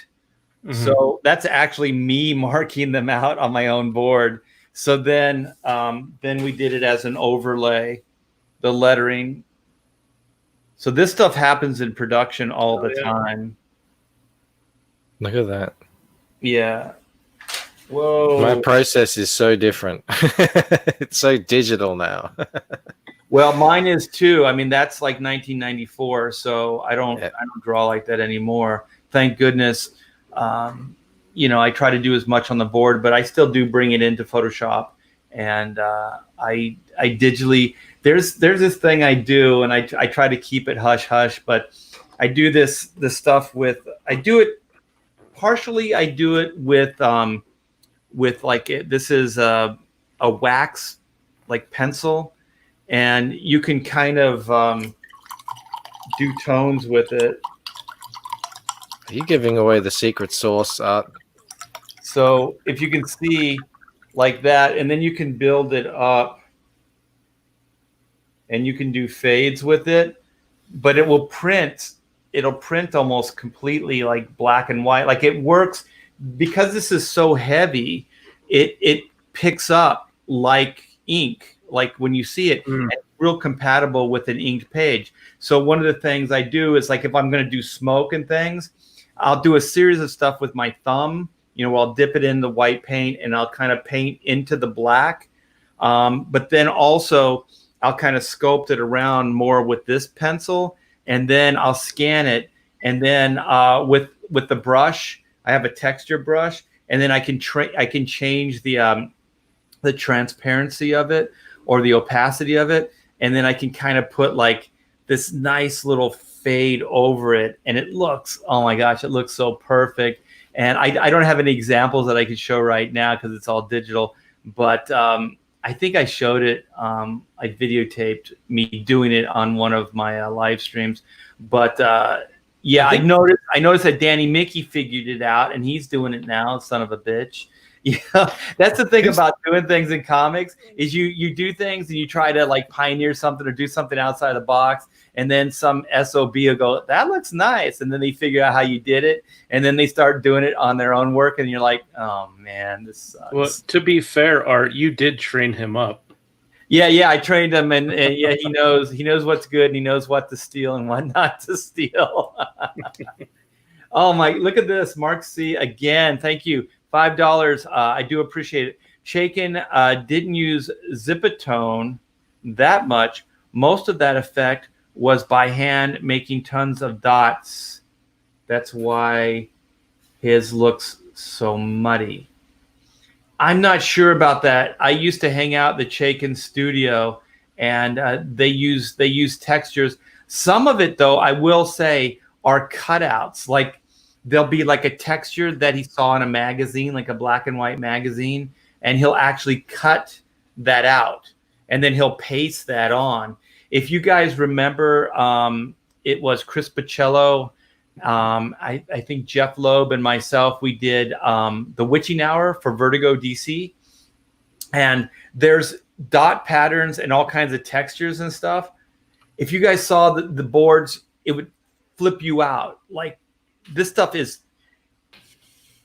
we would Xerox Zipatone, and that's how we got to get the scale. Yeah, so like if we had one sheet of Zipatone, instead of buying many sheets, we got one sheet, Xeroxed it, and then we could play with the size. And so then we hand cut all that shit out. But it's beautiful. And also there's some stuff that's very stylized because we got dot patterns that were massive.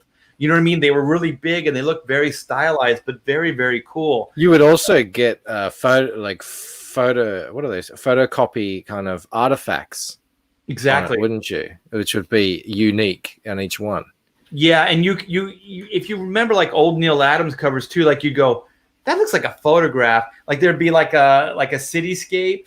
Yeah. Contrast, like black and white, and then you go, I think that's a copy of a photograph that he just like glued in there. Yeah. Hey, whatever works.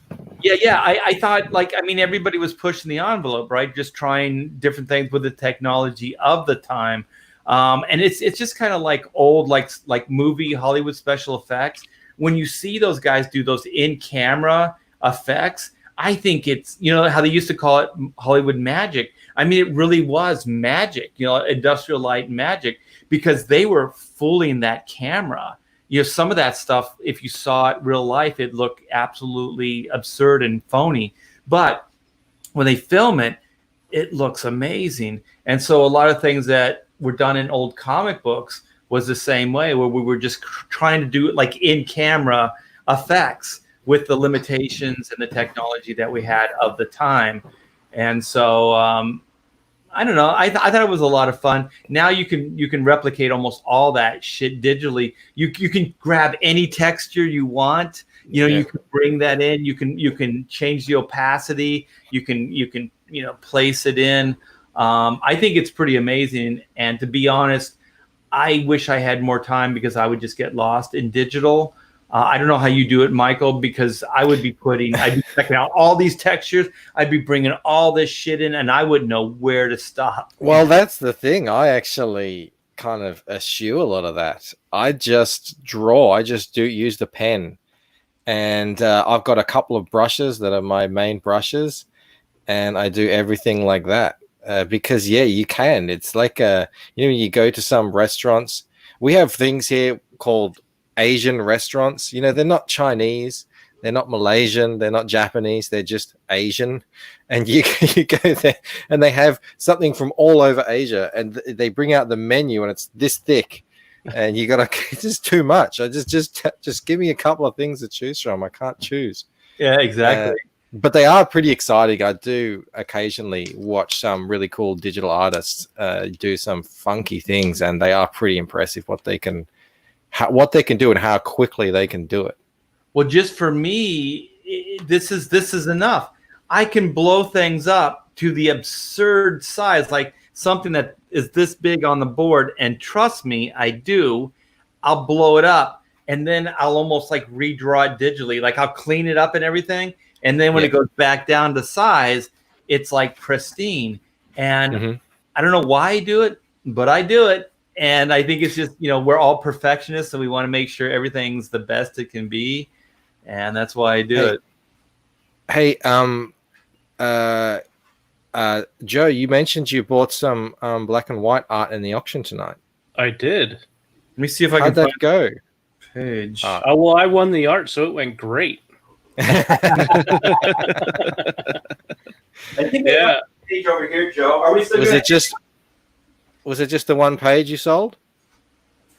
I sold 2 pages, but I sold 1 to Joe. Yeah, Art didn't know I was lurking in the chat until I started bidding. Yeah, you're a lurker. Actually, it's a pretty cool page. I'm glad it went to you. Let me see here. Yeah, so I have in the winter auction in February, I bought a page from the remastered black and white, which I showed on your stream last night, Mike. And then when I heard Art say that he was selling pages from the original version of black and white, I decided I had to have one so that I can have them framed side by side as companion pieces with the original book and then art from the remastered book. Well, thank you so much. Are we still we're gonna hang out at Miguel's and have a couple margaritas and if they open? Oh, that's right. That is. Yeah. right. How much vodka money did you have to spend for that piece of art? Oh, it only cost me $400. But he also got deal. He also got these. Yeah, Art was good enough to throw in a couple of prints when the bidding war was on. He threw in a couple. I did sign this for you. It's right here. So this one is signed. Sweet.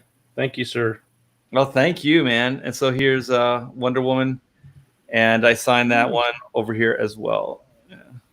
She's a beauty, Clark. She's a beauty. 1 in a million girl. So yeah, thank you so much for that. I do appreciate that, Joe. It's been a good night overall. I cannot complain. And also, let me go update, because I think we're getting close to that 650. Maybe I should have made it higher for that original artwork. Let me hit screen share. Hit this. Go here. So what is that? 629. 633. So what is that? That's not that many. What is that? 27? Is that right? No, 17. 7. Oh, to 650? Yeah. 7. Oh shit. That's doable. I've been tweeting like mad, but Oh, well, I do appreciate So all we need to do is, I'm sure everyone who's here has already backed the book, but maybe if just a third of the people here back it again. I mean, well, there you go. Yeah. Or we can cheat. Let me see if I can cheat this. Oh, that's awesome. You guys are too cool. 1 hour left. I was waiting to get that poster until the last day. So this seems like as good a time as any to go ahead and buy it. It's the last day. Yeah. The last hour. Funny how that worked. the last hour of the last day. Well, I appreciate all the backers, all the tweeting out, all the sharing. You guys are the best. $221. I really thought this campaign would do about 10K. I thought we'd sell a couple hundred books. You guys have exceeded that. I mean, we're almost to 40K. Holy shit, man. We're under 3,000 away. that would be amazing. I think that would be a little hard pressed, but I do think we can get 650 backers. So, and I can get that artwork into somebody's hands. That would be amazing. All right, I'm going to come back. I'm retweeting as we speak. Well, thanks, guys. I do appreciate it. And did Smiling Bandito want to come in, or he's on his way home? Okay. Yeah, I've sent him the link twice. He seemed very keen, and now he's got excuses again. Well, he was like a phantom last night, was he not? In and out. I swear, he's got demanding clientele. Well, it's weird because he finally seemed like he settled down just about 10 minutes before we ended the stream. Yeah, he came back. He had a whiskey. He said, "I'm getting he ice." did. He's got the fireplace in the back and everything. Time to go. His nice video fire back there, keeping the cats warm. Yeah. It's like, why you got a fire? It's the middle of summer. It is. No, it's a TV screen. Yeah, I know. I figured. Okay. I was like, that's weird. Check out Todd. He says he backed Black and White 3 times. Oh, I mean, that's an insult to me, I think. I think he's just trying to shame me. It sounds like he drinks with you. He's stuck Todd, in. I think Todd stuck it out last night with us. Did he? Did he not? He did. Yeah, he was up till 4:30. Oh my gosh. What a champ. The people in the CG chats, they're champs. Yeah, they're the best. Yeah, so we may or may not have Smiling Bandito in the stream before. It'll be like 10 minutes before we end again, and he'll like have his fire, his brandy, and his cigar. Well, I'm just afraid that whole thing where it's an hour past midnight on Pacific time is like only during not daylight savings, which is like the middle of winter. So but I'm trying to remember how these things have ended before, so I'm confused. It seems like it's going to end at midnight. Yeah, it is really weird because I did my wife and I did the math, and it seemed like it was going to be 1 o'clock tonight, or in the morning. But it looks like it's going to be all Indiegogo campaigns end at midnight. At midnight, yeah. It's is it? What time is it? 11 Eastern or Pacific? Yeah, 11:21 Pacific. Yeah, so okay. 20 So, minutes they all end at midnight Pacific. Yeah. Yeah, so Bandito will get here with 10 minutes to go. We're closing out. That's his thing. He's got the perfect wrong timing. Bandito. But hey, Todd, thank you so much, man. I do appreciate it. You're awesome. Everybody in the chat, you guys are awesome. Can we see? Can we see the campaign? Yeah. I'm sorry. I kind of just I just went in real quick and got out. Let's do this. Mateo, do you want to see the books as well after he shows the campaign? Oh yeah, I can do that. Yeah, that's no problem. Yeah, so this is Volume 1, Second Chance campaign, you guys. We have not really an hour. We have under a half hour. Well, actually, it's a little over a half hour to go. Just about the time Smiling Bandito gets here. So we have 633 backers. If you guys weren't here early, if we get 650 backers in the next half hour, I am going to raffle off a story page from 1994.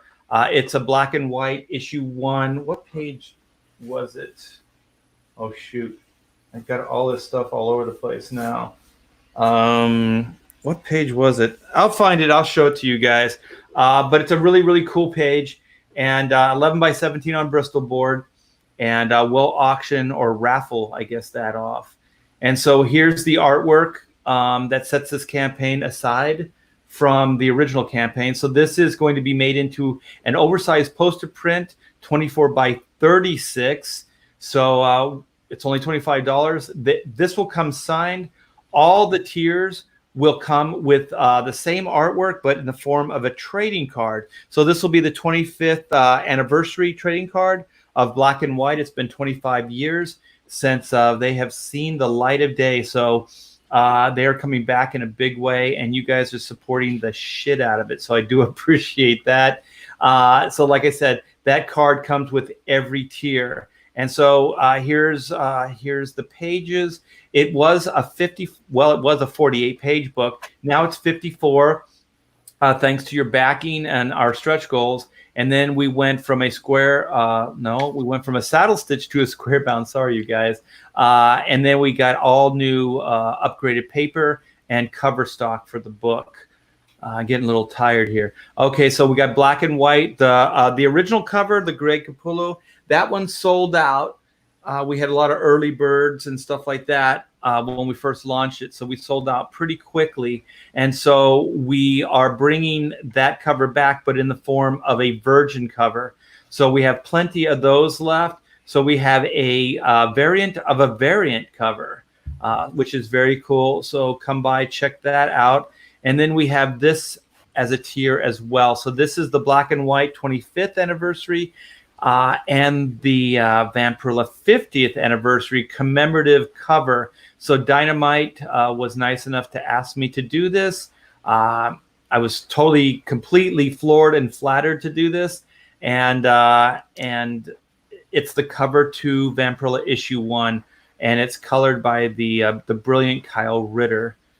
So, and then we have all the original stretch goal goodies plus a new sticker. So we have the trading card, the 3-button set, the 2 embroidered patches, the mini print, the double-sided bookmark, and like I said, that new sticker. We have original artwork here. Come check those out. We have a drawing tier. So come by, back the drawing tier. You can also get the drawing tier as an add-on at checkout, and you can get the Greg Capullo cover as an add-on at checkout. So the Killer Bot tier comes with everything, all 3 books, the poster, plus all those stretch goal goodies I just listed. And everything comes signed. The poster comes signed, the books come signed. So that's very cool. We have the graphic novel plus the poster. We have 9 of those claimed. That will come signed as well, both of those. We have the Greg Capullo Virgin variant of the variant, 54. That will come signed. The Vampirilla Black and White, and the Total Bot Annihilation poster. And then, of course, the main book, and then the featured, which is 3 books plus the poster. And all of those come with the trading card plus signatures. So that's very cool, you guys. We're let me see. We're a half hour away. Let me refresh. You got at least one more. Oh, we got 3 more. That's very cool, man. So 36, 37, 38, 39, 40. I want to see that raffle. So what's that, 13? Is that 13 books left? Or 13 backers left to get that raffle? Yeah. I got to check with Blue Samurai. Is that right? 636, 14 books. 14, yeah. 14 books, yeah. And if anybody is on the fence about getting that poster, the shipping in the US is only $8, and Art is using a really good, sturdy tube for that poster. It's 24 by 36. And it's a larger tube than posters usually arrive in, so that it doesn't have to be rolled as tight and lays flat a lot easier. So if it helps you decide whether or not it might arrive in good condition or not, the tube is really good quality, and it's frankly not much as far as shipping goes. Thank you. And also, all the books are going to be shipped Gemini mailer. And Pamela, my wife, is the one that puts all this stuff together.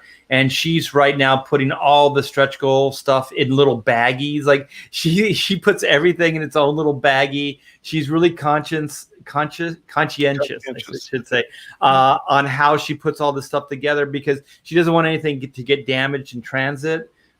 So she really, really takes good care of the way she packs all that stuff. Oh, look at that. It's the baggie. I used to have a lot of other things come in baggies back in the day, in his party animal days. Drugs. The precious baggie. She seems to have a stock of these. Anyway, yeah, this was the button. Yeah. Oh, yeah, I saw her this morning. Oh, that's very cool. I saw her this morning. She was putting all the Chrono embroidered patches into little plastic bags. So it's awesome. Oh, that's cute.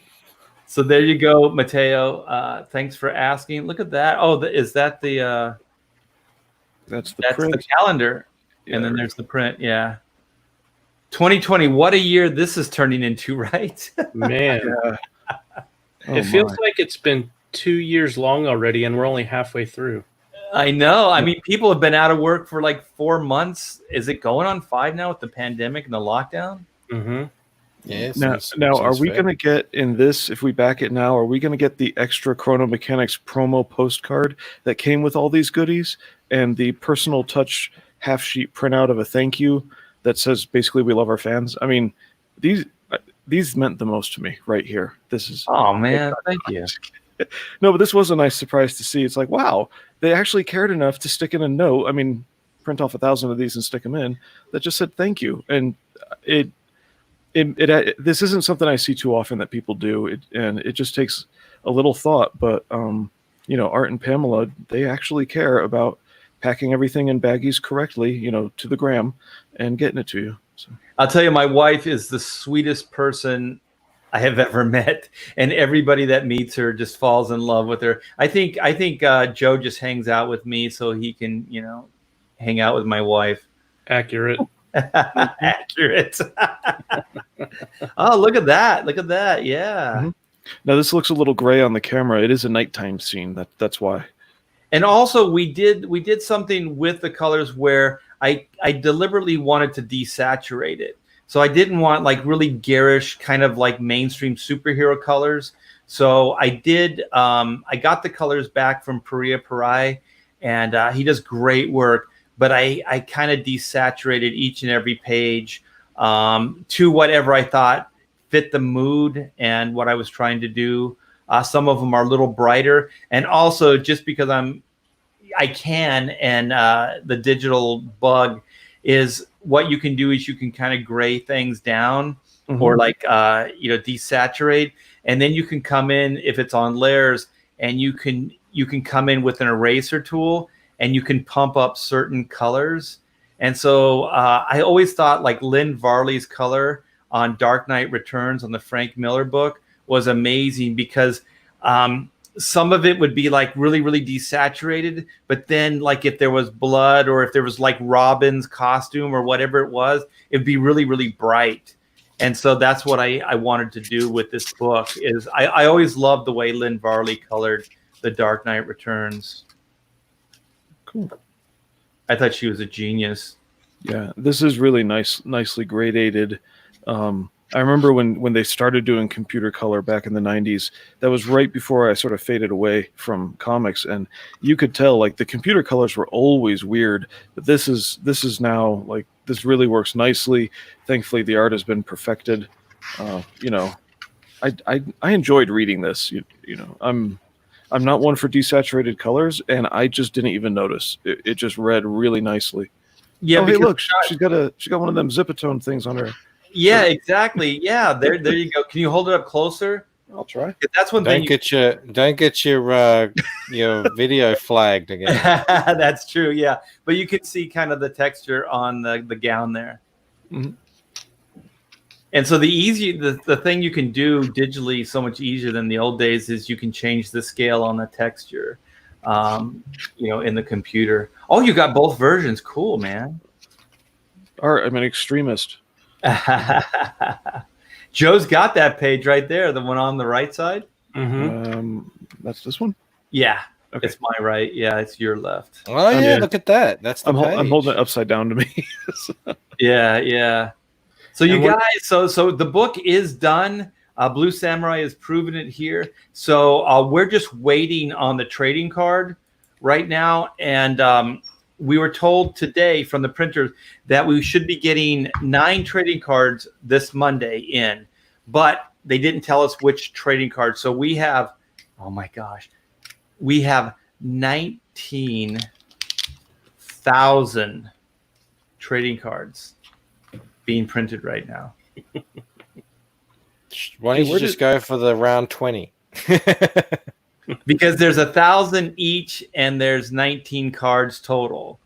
So that's where the math came in. So we may be doing something like we did with the black and white campaign, with Chrono or with the next Black and White campaign, we'll have some of the stretch goal things, like some of the trading cards, things like that will give people a second or a third chance to get.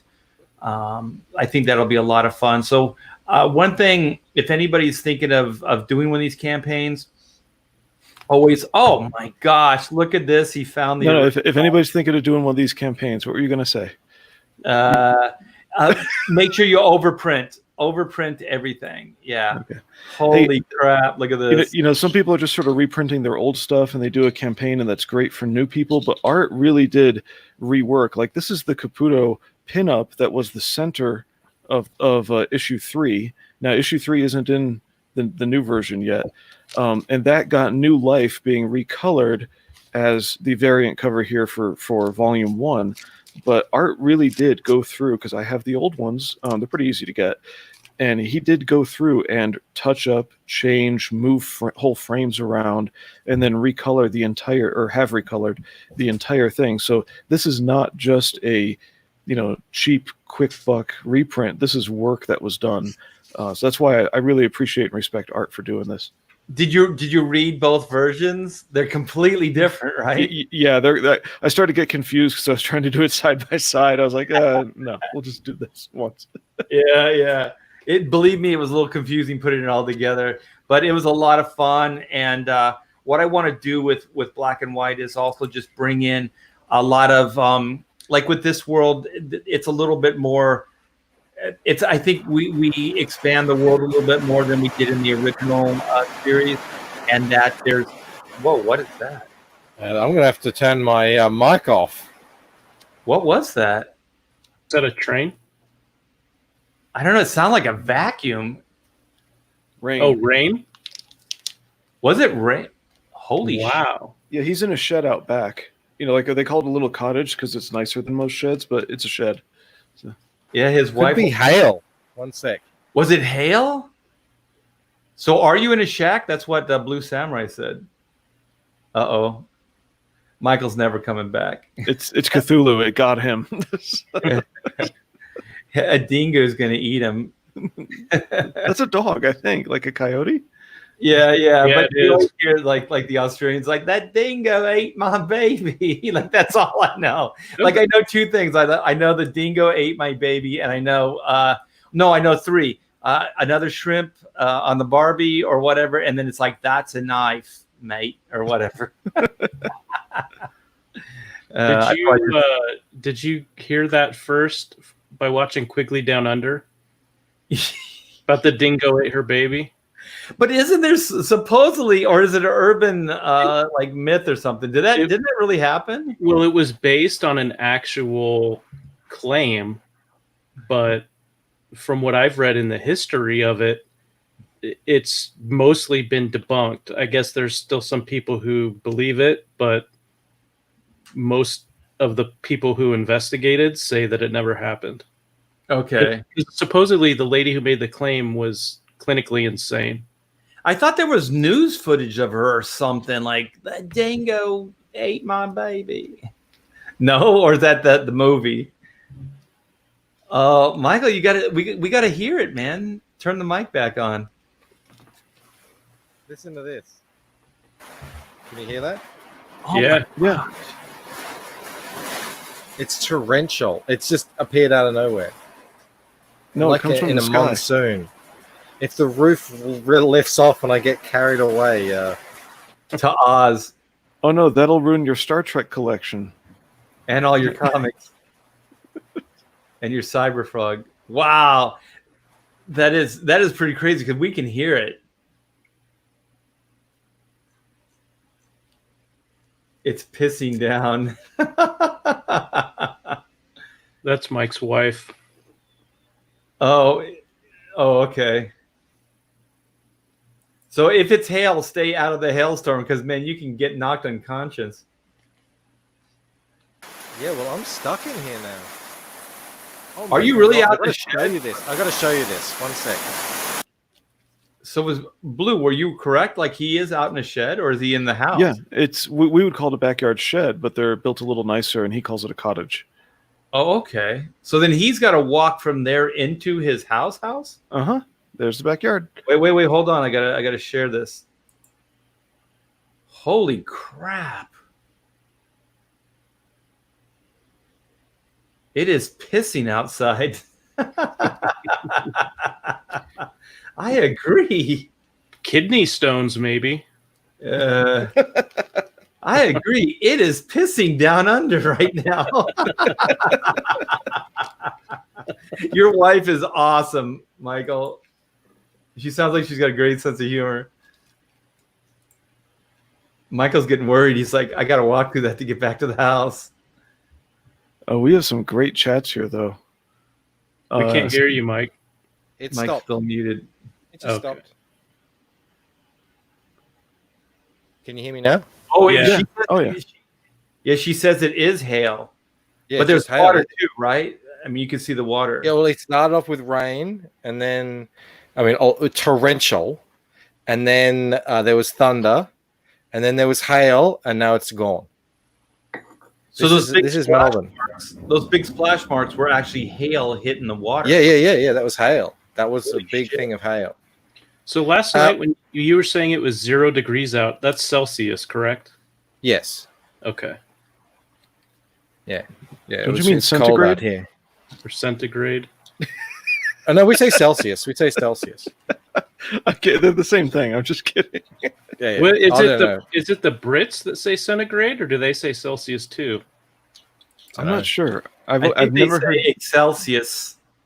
I heard you guys talking about the dingo ate my baby. Yeah. Yeah. Well, I think what the story is, it's a real story. I think her name is Chamberlain.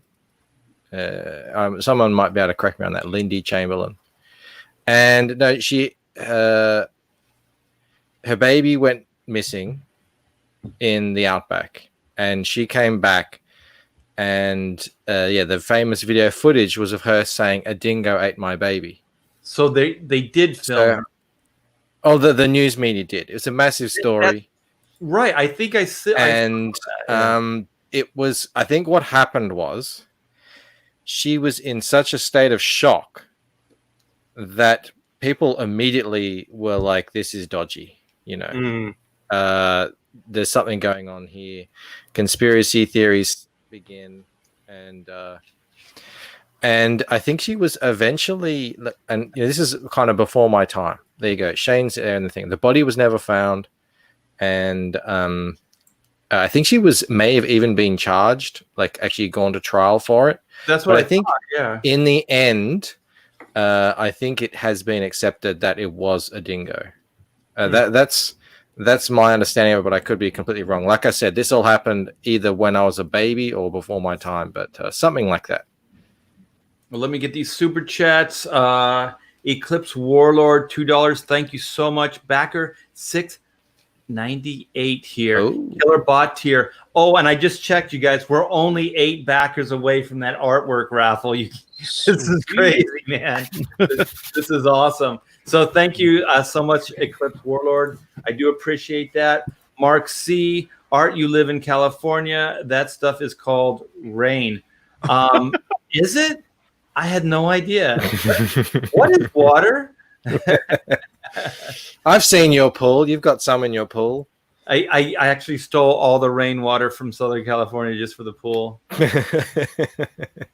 Which, by the way, man, it was a perfect day for the pool today. So it was awesome. We have a thing here in Melbourne. We call it 4 seasons in one day. And so you go for a walk and it's sunny, and then all of a sudden that happens. And then by the time you've run home, it's sunny again. There are parts of the U.S. that are like that. Mm-hmm. Alaska is that way, especially in summer.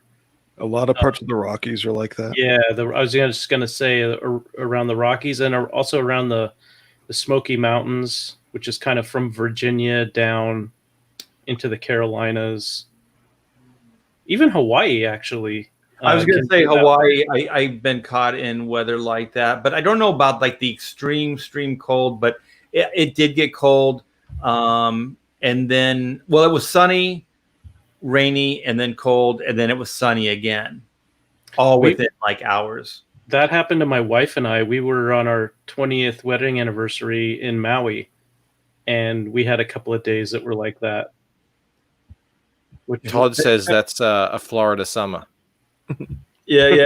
Shadowhawk says, nah, it's just heavy smog. Yeah, you know how California is.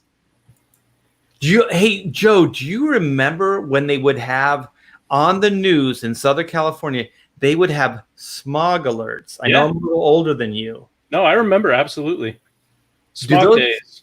Yeah, you'd have smog days where on the news in the morning they'd go, it's a smog alert. So, if you have asthma or whatever, be careful, because, I guess it's bad for your lungs.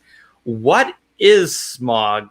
That's pollution, right? Pollution, yeah. And so when kids are in school and there'd be a smog day, they would have to adjust whatever was scheduled for PE that day.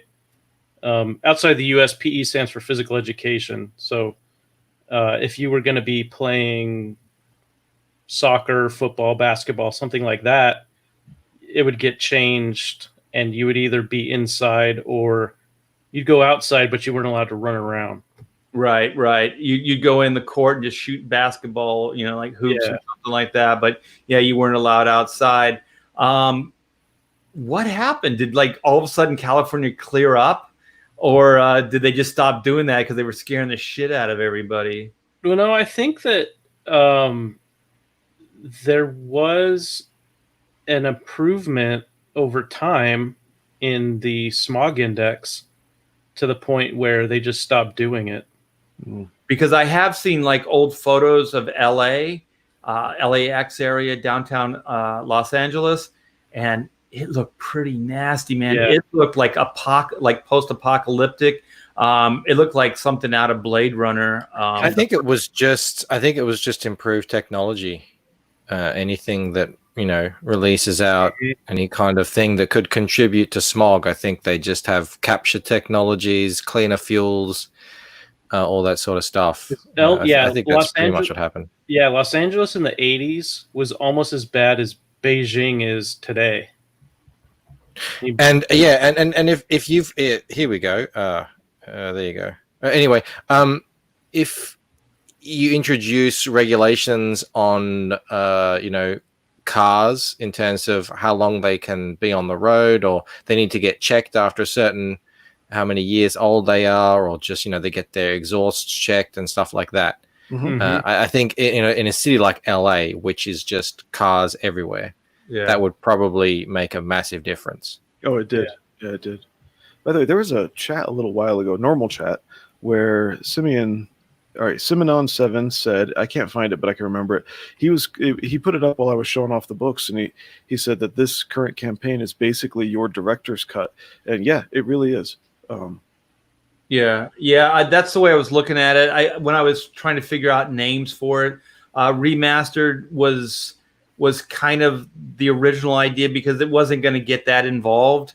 And then the creative process being what it is and your ambition level, it just kept ramping up.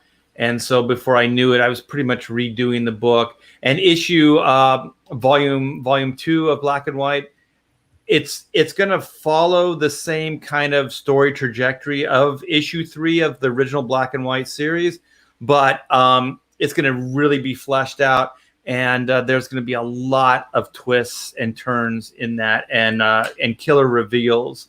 So it's not going to be as straightforward as issue 3 of the original miniseries. It's going to be a lot more in depth, and all that action that we kind of had to condense just because of time.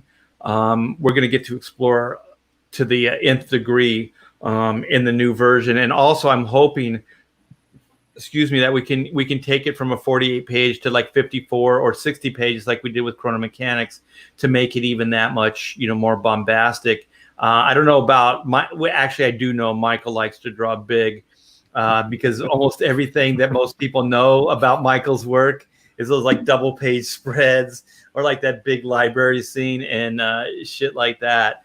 So I can I'll be able to do more bombastic, full page spreads and maybe even some double page spreads as well. Because Michael, do you have that double page, that building scene? Can we see that from Lucy? You had it, didn't you, Blue? Somewhere? Oh yeah, I'll pull that up. Because I've got on the print here, but Blue's actually stitched together the pages from my campaign. Yeah, this thing's absolutely breathtaking. Nice and conveniently. Out here in the shed, I don't have all my stuff. It's funny thinking about. A little worried he's not going to be able to get out of the shed today. It's kind of funny talking about a director's cut. It's sort of like, yeah, but Black and White went from VHS to Blu-ray without doing a DVD release. I'm feeling shorted here, man. I love DVD. Well, it's been 25 years. That's the thing. If I would have done something like 10 or 15 years into it, then you would have got that DVD I wanted. Yeah, the DVD. Yeah. It's the way you put it, Blue. It kind of makes me think of the original Total Recall. And then the remake several years ago, if the quality of those films had been switched, where the remake seems like it's got everything that the original had, but it's more, that's what I think of the new Black and White. Oh, cool. Yeah. Hang on. Was that remake any good? Is that the one with Colin Farrell? Is that the one? Farrell and Kate Beckinsale?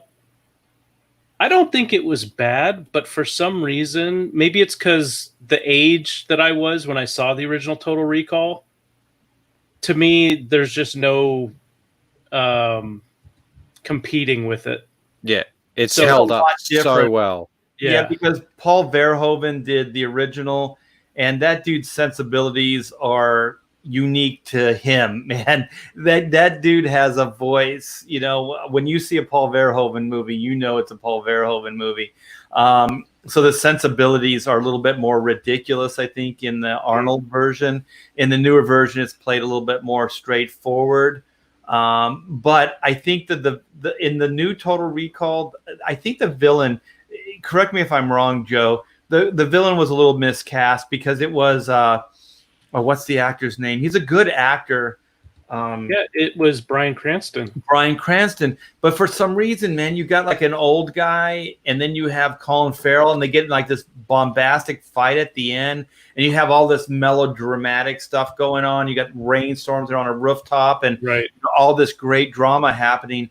And I never bought that Cranston was a worthy foe, a worthy opponent.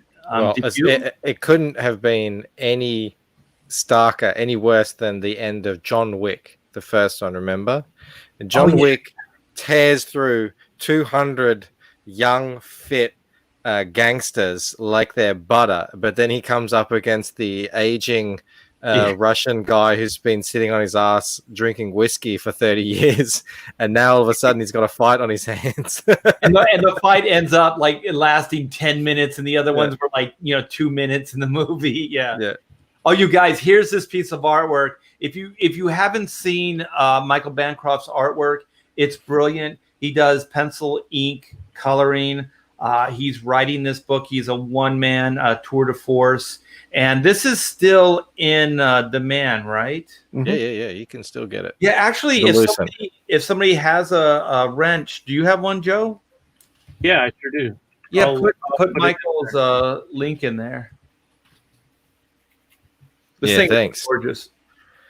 Yeah, it's like we were saying yesterday on the stream, stuff like this has to be a bit of a labor of love. Yeah, because this is days of work, right? Yeah, weeks actually. The thing is, I'll tell you, you count up all the coloring. The computer just does it for me. Yeah. I have to ask you, Michael. Okay, did you work this out on a smaller sheet and blow it up, or did you work everything out on the 11 by 17? Well, because on digital, I work on just the correct dimensions and just make it really large. I didn't even actually know if I set this to 300 DPI, what the official centimeterage would be. It would be enormous, because I found in Photoshop the brushes aren't that great in terms of crispness. So I just naturally work on really large files. Well, the good thing about like digital is you can scale it down. You can find your vanishing points. when I look at something like this, and I think the old days, you have to have a ruler because that's 2 sheets of paper. Yeah. That's your entire drawing board. So you have vanishing points off of your art board, and you have to have extra long like rulers to be able to rule something like this up, which becomes problematic. And then also you pencil it, then you have to ink it. So then you have to have something that is equally as long that is raised so you can ink with it so the ink doesn't get trapped underneath the ruler. So digital actually in a lot of ways makes these things a little bit easier because you can shoot it down and then you can find your vanishing points off the board, off the artwork and things like that. And then you can work bigger. But when you're doing this on the actual board, oh my gosh, dude, it's a pain in the ass. Sometimes, most of the time you have to do this like standing up because it's so big, you can't sit down and see the whole thing. So you have to stand up and draw and ink these things. I couldn't even imagine art. I'm just in, I used to go Clip Studio Paint for the perspective rulers. And yeah, they're so easy and user friendly, and you can just set it how you want it, and there you're good to go. So this is just hacking at it. 3-point, right? Is this? No, this is 2-point. The all the verticals okay, the rooftop are all still vertical. Yeah. Okay. Yeah. The rooftop is okay. Yeah, and then the other one's coming on from this angle. Yeah. It's just because the camera is sort of, raised up a bit.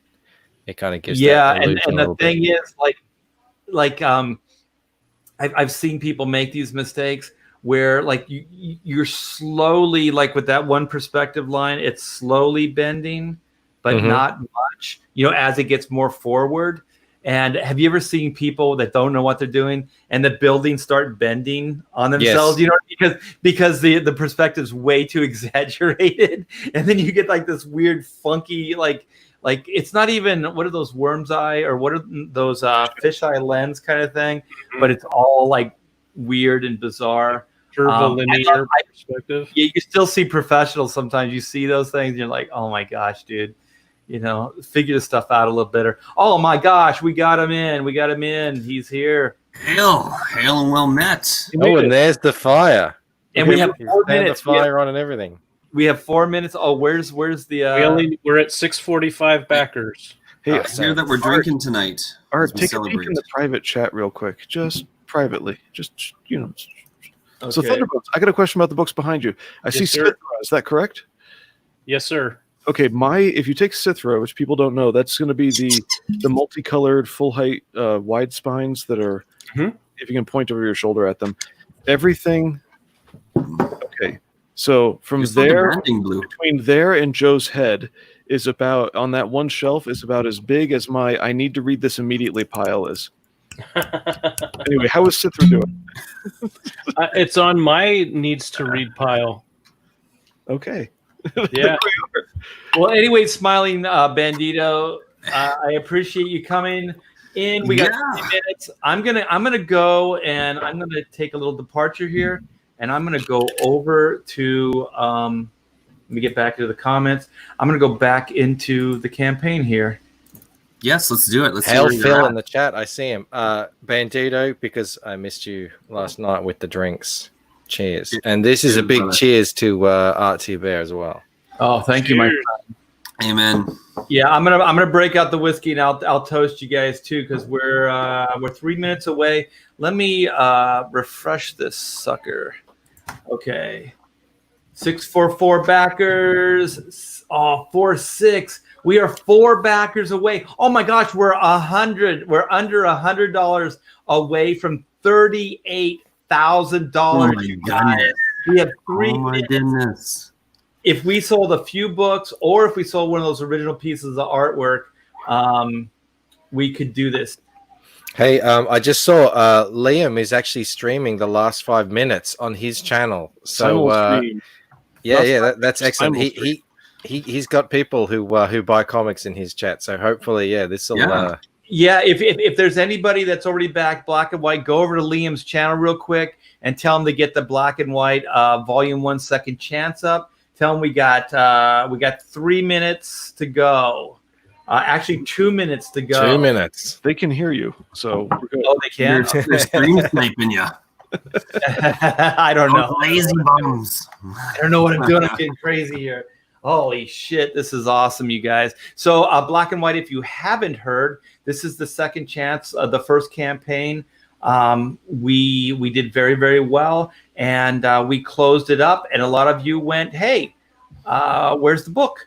And so we fulfilled that campaign, and then my wife and I decided to take on a second chance campaign, which is what we're at right now. So also, when we said 30 days, we meant 30 days. So that was not, we're going to stretch it by 10 days, 5 days, whatever. There is no in demand, you guys. This is it. And also, if there's any newcomers, if we can get to 650 backers in 1 minute, we will raffle off a piece of artwork for you guys. I'll either do it tomorrow on a live stream or Monday. Tomorrow I might just crash all day because I'm let me get that refresh. Four more backers. 4 more backers, you guys. Go harass Liam. We got to get some here, man. Because Liam, you know what? Liam on God, was it your show last night? He was like, "Hey, Art, hit me up in the morning and we'll do a live stream." He actually did to me what I did to Vinny. Oh my goodness! Talk about paying it forward. Payback's a bitch. God. It's midnight by my numbers. This thing still says funding, you guys. Let's see. Hit refresh. Oh, we just got another backer, a killer. It did go up, but the backer number didn't change over yet, but the dollar amount did, and we are closed. We are closed, you guys. Oh, well, cheers, Art, on a successful campaign. Oh, thank you very much. So I think this will probably be 647 when let me see if I refresh it, because sometimes those things take a little bit of time. Yeah. 646, $37,944,000. You guys are so awesome. Thank you. I'm going to come back. Congratulations, Mr. And T. thanks to everybody on the stream. I'm going to go get my whiskey. I'm going to load myself up. But you know what? I'm going to get myself some ice. I'm going to do this right because no, Bandito style. You know what? Cheers. Fuck it. I'm going to go. It's so easy to pressure. Okay, guys. How did he ever get here? Oh, look, Chester. He said there's 1 minute to go, and I was trying to cheat one more backer for $5 in the back, just $5 straight donation. And I'm like, okay, and I hit go on it, and it just it said, please insert information. I'm like, oh, okay, it's over. It's Yeah. Let's see if it makes noise. There you go. Oh, I got the sound today. I didn't Yeah, get you it. do. Started off Making up sounding for like last an old night. man You fart, guys- but it finished well. This is a pretty good amount. I might chug it. All right. Cheers, you guys. Thank you so much for sharing this moment with me. I do appreciate it. Thanks, Smiling Bandito, for coming in last minute. Of course. That's over the top. Click, click, click. Cheers. Cheers. What a time to be alive, huh? It's Absolutely. last minute Bandito. Oh my gosh, that was amazing. Thank you guys so much, man. And thanks to everybody in the chat for making this one of those memorable nights, man. Hanging out with good friends, my new Comic Gate buddies, Michael, Smiling Bandito, and Blue Cheers. Samurai. I feel like I've known you forever, Joe, now. Like all those pontificators every Friday, and then you come in on other streams. Yeah. Absolutely. I've been usually I catch all your streams post live. So I feel like I know you really well because I've been watching all of your stuff, but I'm glad that we get to hang out and drink a little bit and just relax because, as fun as it is to put out these books and do these projects, it's the connections that we're making that really set Comicsgate apart, I think. Oh, hell yeah. Like I've been doing this for 36 years now. And there was always letters columns. And when we did Black and White in '94, we did get a ton of fan mail. But it's not the same as being able to interact like live. You know, like as things are happening, you get to interact with people. And also, I'm old enough to remember like Dick Tracy and like the signal watches and being able to talk and everything and see the other guy on the watch. And now I can hang out with you guys. I can see you in real time. I mean, this is Dick Tracy's time. Like he would have been. Yeah, Michael's not even on the planet, man. He's out on the moon somewhere, and we're talking. I'm in the shed in the torrential rain. Yeah, is it still raining? No, it stopped. Like I said, it happened for 2 or 3 minutes, and then it was gone. They call that like a monsoon storm or no microburst. It's a microburst. Oh, thank you, Patrick. I do appreciate it. Great guy. Johnny Phantasm, you guys. Amazing book, and that action figure you're putting together, Patrick, is amazing. If he could ever advertise it, every time he brings it up, his channel gets taken down. Or his, does it? Last time he did, he was showing it off, and Patrick, let me know if you want to come in, and we'll celebratory drink. He's great to hang out. End the stream.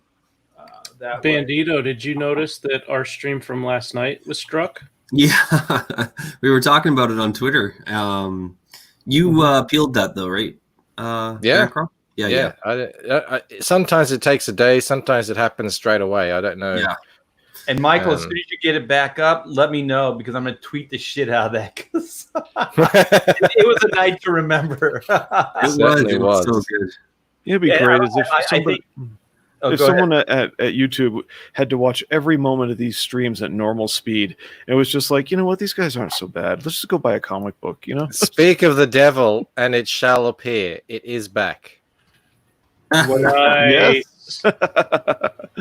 Excellent. So yeah, if anyone is into 7 hours of people just talking shit, being drunk, I got the stream for you.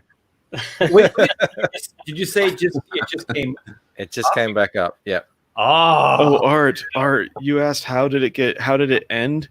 The last thing was I said something that I thought was just just an informational note, no big deal, about a comic I wish I had. And the way it ended up sounding and came out in the end was just like this massive downer. And then everyone was just like, all right, we're going to bed. That was it.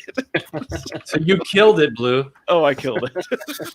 7 hours, but it was a slow death, thanks to Blue. It was a slow death. I like that you were in and out the whole evening, though. Like, I was working. Smiling, but I wanted to hang out and have fun. Servicing those clients. Attaboy.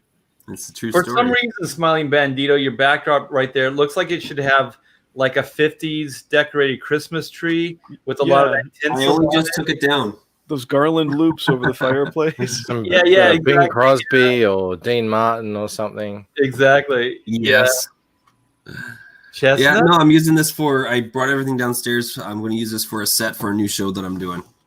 Well, you know what else is pretty cool is there's like kind of a red glow on you. So it almost looks like the room is actually like, is that a backdrop or is that? No, it's real. This is my house. Oh, except for the fire. I thought it was like blue screen or something. Oh my god. That's Canadian chic, Art. What are you talking about? I haven't had enough to drink. You just blew my mind. You know what? That happened? That happened with Anna. I never saw Anna stand up, right? And I assumed that her background was really close to her. Yeah. It was, like she was kind of nudging up against it with her back. Uh-huh. She got up and walked into it. It's like goes back. I was just like, what's happening? I was flipping out. And I wasn't the only one. People were in the chat saying, whoa, it's all the way back there. Well, and she can walk? I thought she was a mermaid. Yeah. And a lot of people thought that she used a green screen for her room. They didn't realize it was an actual room. Yeah, no. The thing is, if you watch her enough, she'll turn that camera onto the ceiling. Doesn't she have like a billion stuffed animals? Like, yeah, it's insane. Oh, God. Nailed to the ceiling. Yeah. I'll tell you that guy that hangs out with her. He must really love her. Because I was just about to say, you come back to her places. Oh, and this is okay. Because I usually, gotta like say- even if you saw like maybe 3 stuffed animals on her bed, you go, "That's a little." Yeah, but when they've been But if you lynched see a from the whole room ceiling, of stuffed animals, Yeah, they've been lynched. That's right. I gotta say that Peaches must be the paragon of manhood because Anna seems to really like him, and if you can please the unpleasable woman, then all I can say is cheers. Yeah, but Yeah. imagine the videos he makes her watch with the cleaning the toenails and all that stuff. oh, No, pimple thanks. popper, the pimple popper. I You just know- want to say, you guys, and I'll be advertising this out. I'm going to give this page out anyway. I mean, we were so damn Cheers. close. Hey, Yes. what a That's the way to guy. do it, Art. That's the way to do Yeah. it. So you guys, whoever backed, and if you're still in the chat here, we're going to do an auction or raffle, I should say, tomorrow or Monday. Tomorrow depends on how I feel. We might do it tomorrow or we'll do it Monday, and somebody will get this artwork for sure. That's awesome, Art. that's really kind of you. It might be the whiskey talking, but we'll take it. It might be the wish talking, but I'm giving it all away. I love you guys. I almost have the whole issue here right in front of me, so I could give it all away. Take a quick look at the private chat there, Okay. just before we keep going. I don't know. Are we ending? Are we shutting down here, or are you guys still going? We just started drinking. I don't know Yeah, what you're. send them a link if you want. If you guys still want to hang out a little bit, I'm all for it. Sure. All right, I'll get Liam. Art is, oh man, that's a little too late. But thanks, Joe. Art Liam's asking for the link if you want to add more. Do you mean a link to this stream? Yeah. Yeah, Yeah, if he wants to come in. Yeah. that's good because I thought that's what you said a minute ago when and I already pasted it in his chat Oh, okay. No, well, no problem. No problem. or his personal message, whatever. Yeah, you get the idea. Yeah. Top man art. Oh, Art. So the whole reason I was even on to find out if you were to discover that oh good, you're streaming and all that. I was catching up on some old videos because I'm just way behind on everybody's videos. And if you've heard of Misfit Corner Comics, Andrew, he does that book with all the little animals called Hero. See, Joe knows what he is. Yeah, I Yeah. know. Yeah, So definitely. his regular crew just mocks the heck out of him for turning on his overhead cam, and I thought, oh, okay, I should just send a link of this to Art because none of my jokes are original. When he turns on his overhead cam, they're all like, crotch shot. Yeah, and so I was going to message you and just say, hey, none of my jokes are original. This is where I got it from. And then I load up YouTube and I'm like, I should log in just to check for something. And boom, there's Art streaming, and I'm like, cool. And so Nice. it's just, thanks for letting me in. This has been a lot of fun. Oh, no problem. And thanks, man. I've seen you in the chat forever. So thanks for the support. I do appreciate it. Blue has been a huge supporter of Comicsgate for as long as Comicsgate has been around. Every time we have a guest that comes on, he pulls something out. He's just like, hey, check out what I got here. And it's always in reference to something as old school as Comicsgate is. Hail, this is Liam. starting to feel like a reunion. Hey guys. Hey Art, I'm Have I really seen sorry. it before? It's I'm really last night, sorry. part I two. have to prostrate myself because Ooh. I Don't doctors do overslept. that? Yeah, no, I overslept, and then I missed out being able to host. I thought, oh, it's cool. This is the last 3 hours of the stream. I know. I'll do a simultaneous stream real quick, and then all the people will come to my channel, and then I'll tell them to go buy the book, and then they'll go buy Art's book, and then it'll be fun. And then 5 minutes after, well, a few seconds after I start, you're like, oh, there's 5 minutes to go, and I'm like, oh shit, that's not a lot of time to get a lot of people over here. We did put a lot of pressure on you in the last couple minutes, but I do Yeah. appreciate it. Well, I'd only just sort of started, and I was like, gosh darn it, because I wanted to help out more, and I feel bad that I couldn't. I'm very sorry, truthfully very sorry. No, Liam, I tweeted and Facebook and shouted out Xenotype like a madman. Dude, thank you. You didn't have to do that. yeah, Today was about you, man. Today was about you. So It looks great, man. Your book looks Thank great. you. Thank Yeah. you. But yeah, no, so it's crazy. My sleep schedule's been a little bit screwed up, so I'm sorry about that because so we finished our deadline for Japan. Well, let me back up for I gotta Sorry. This keeps nicking away at me. Yep. Billy the Wombat. Okay, I want everybody in the stream. This stream is not gay, right? This is not. What are you talking about? Just a bunch of dudes hanging out together in front of Getting the super fireplace? drunk. What's gay about Yeah. that? No, with no women. What's wrong? I love how don't the know. orange glow of the fireplace illuminates Liam. Just wait till hang on. I got something to remedy this. Okay, the gay part or the orange part? It does involve Liam just tangentially. Everything does, you know. If it's not Ethan, it's me. Eventually it You know? does. Liam's the only one who knows about Michael's cross-dressing. No, What? it's not that. Well, we found out about Michael's taste in hats yesterday. Yeah. Oh Hey, my that's a point of national pride. You racist son of a bitch. Wasn't Rob turning against you though in the stream? He's like, "That's not." yeah. Well, that's nothing new. Share my screen. The Good Witch of Melbourne. Please. is, Nothing new. Oh welcome. God! Welcome Oh, edition. holy shit! No. Oh yes, this is Odie. Oh, that's That's Odie? Odie. Jeez. Oh my goodness. That's I didn't that's the recognize artist him. on Xenotype. Wait! I gotta get. You know what? I want to move Billy Wombats out of the way, but the thing is, He's wearing pants. I think he Hold may on. be right. This is going the way of the gay. Billy Yeah, is making a lot of good points. everyone will be gay by the end of it. Do you want me to send Odie the link? He's just drawing pages right now. I could bring him in if you want to meet him. Only Now he's if showing he off his goes ass. totally gay on the stream. And I don't care, man. Bring him in. Yeah, cool. It'll be fun. He'll be embarrassed by this. Hey, look how he's blossomed into a strapping young man. Show his back, man. Show his back. That's what fucking got me. He's got a lot of lumps and bumps on that back. Does he need all those muscles to draw? Yeah. I put it in our little.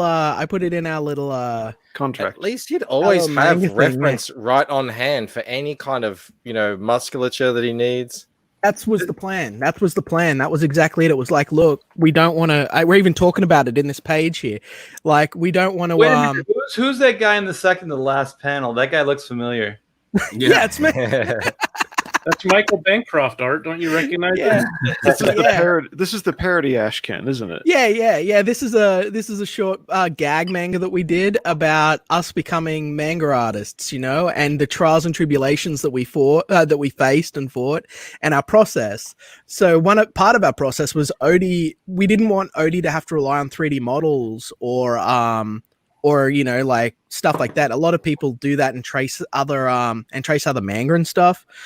But Odie, instead he turned himself into a Greek Adonis so that he could just pose and then draw himself, No, there's a little bit of an issue here. He has an issue with drawing women's shins and calves.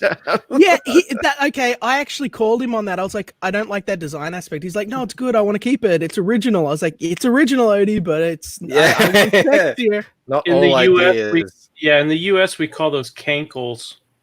Man, her cankles go all the way up. Anyway, Well, by the way, Michael, I have to ask: Did the link for your book ever go in the stream here in the chat? I posted it.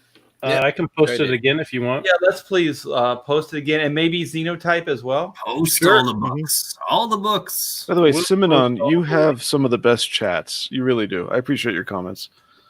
Is Simonon Arts Mo Biggs?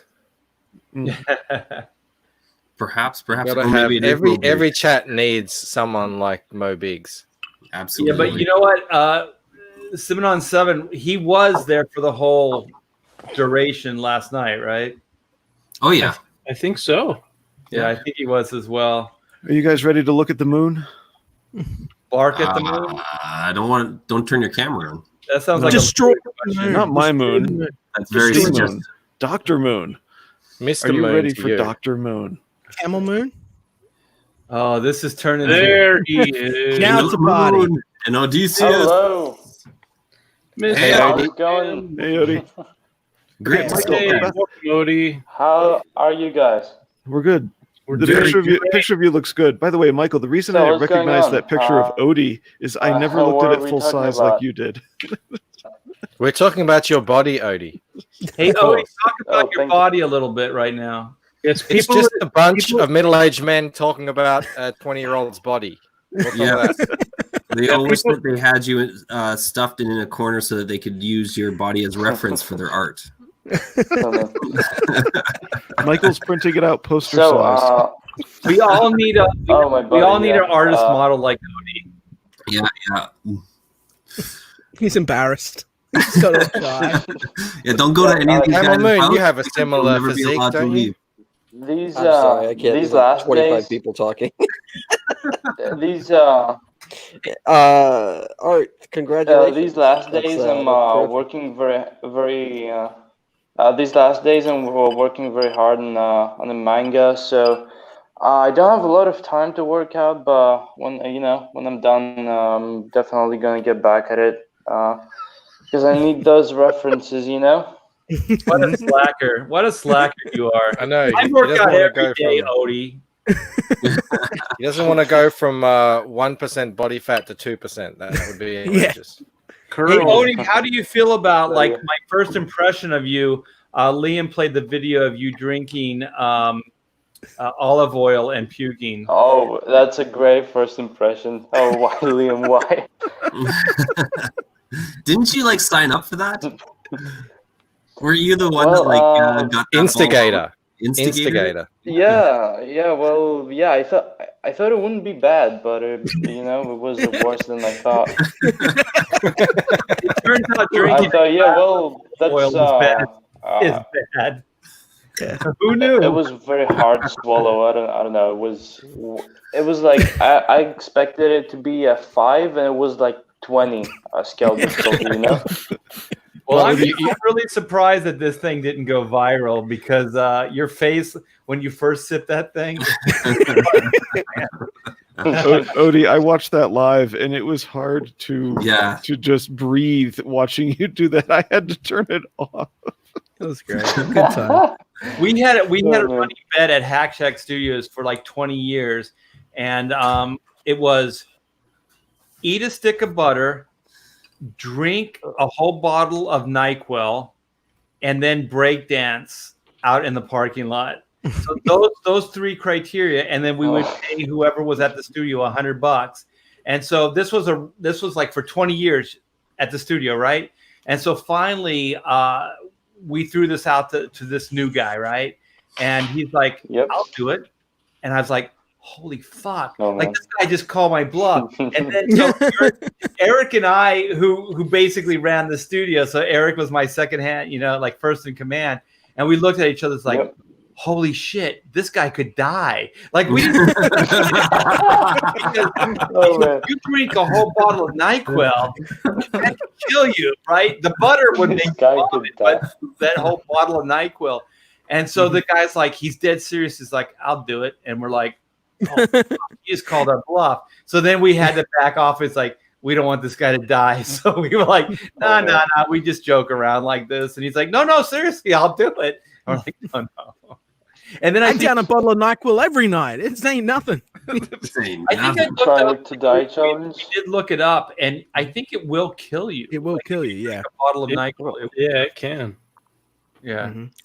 So, that's funny. Oh, holy crap. Way to bring the You screen down. guys got nothing. So You gotta I learn. work- You gotta learn from. The Hack Shack's mistake. You need your outrageous, studio stunts to be within the realm of mortality. They still need to be crazy, but they can't be drink poison. Like drink a gallon of curdled milk.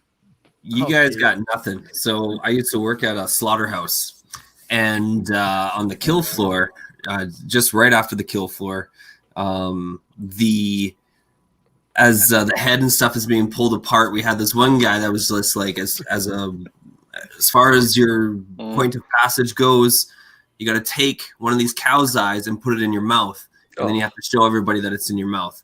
And everyone, and of course, nobody wanted to do it, but there was this one guy who would show them. He'd be like, see, just do it like this. And would show them every single time. And over and over and over and over again, he would get these guys coming in. They would finally buckle. They would end up doing it. And then he would reveal that he had wrapped it in saran wrap so that obviously he didn't have that eye in his mouth, but he got all these guys to put these cow eyes in their mouth. Okay. So Jim Lee and I and a bunch of other guys, like at the time, we're trying to woo people over to Image Comics, right? So there's a Japanese restaurant, and Jim orders this fish, right? It's a fucking fish. The head's on it, the eyes, everything. And then Jim's like, eat the eyes. I was like, why? He goes, they're delicious. And I'm like, no. He's like, they're delicious. Like, he keeps telling me all this stuff, right? So I'm like, no. And so then he pops one out. And he's like, just doesn't shoot up. And I was like, no. And hey, Pamela, did I ever eat that fish eye? I didn't eat the fish eye. Oh, no. I was like, screw that, man. No. Yeah. Hey, Pamela, do you want to thank everybody for all the backers and stuff for Black and White now that you're in the studio here? My wife's coming in, you guys.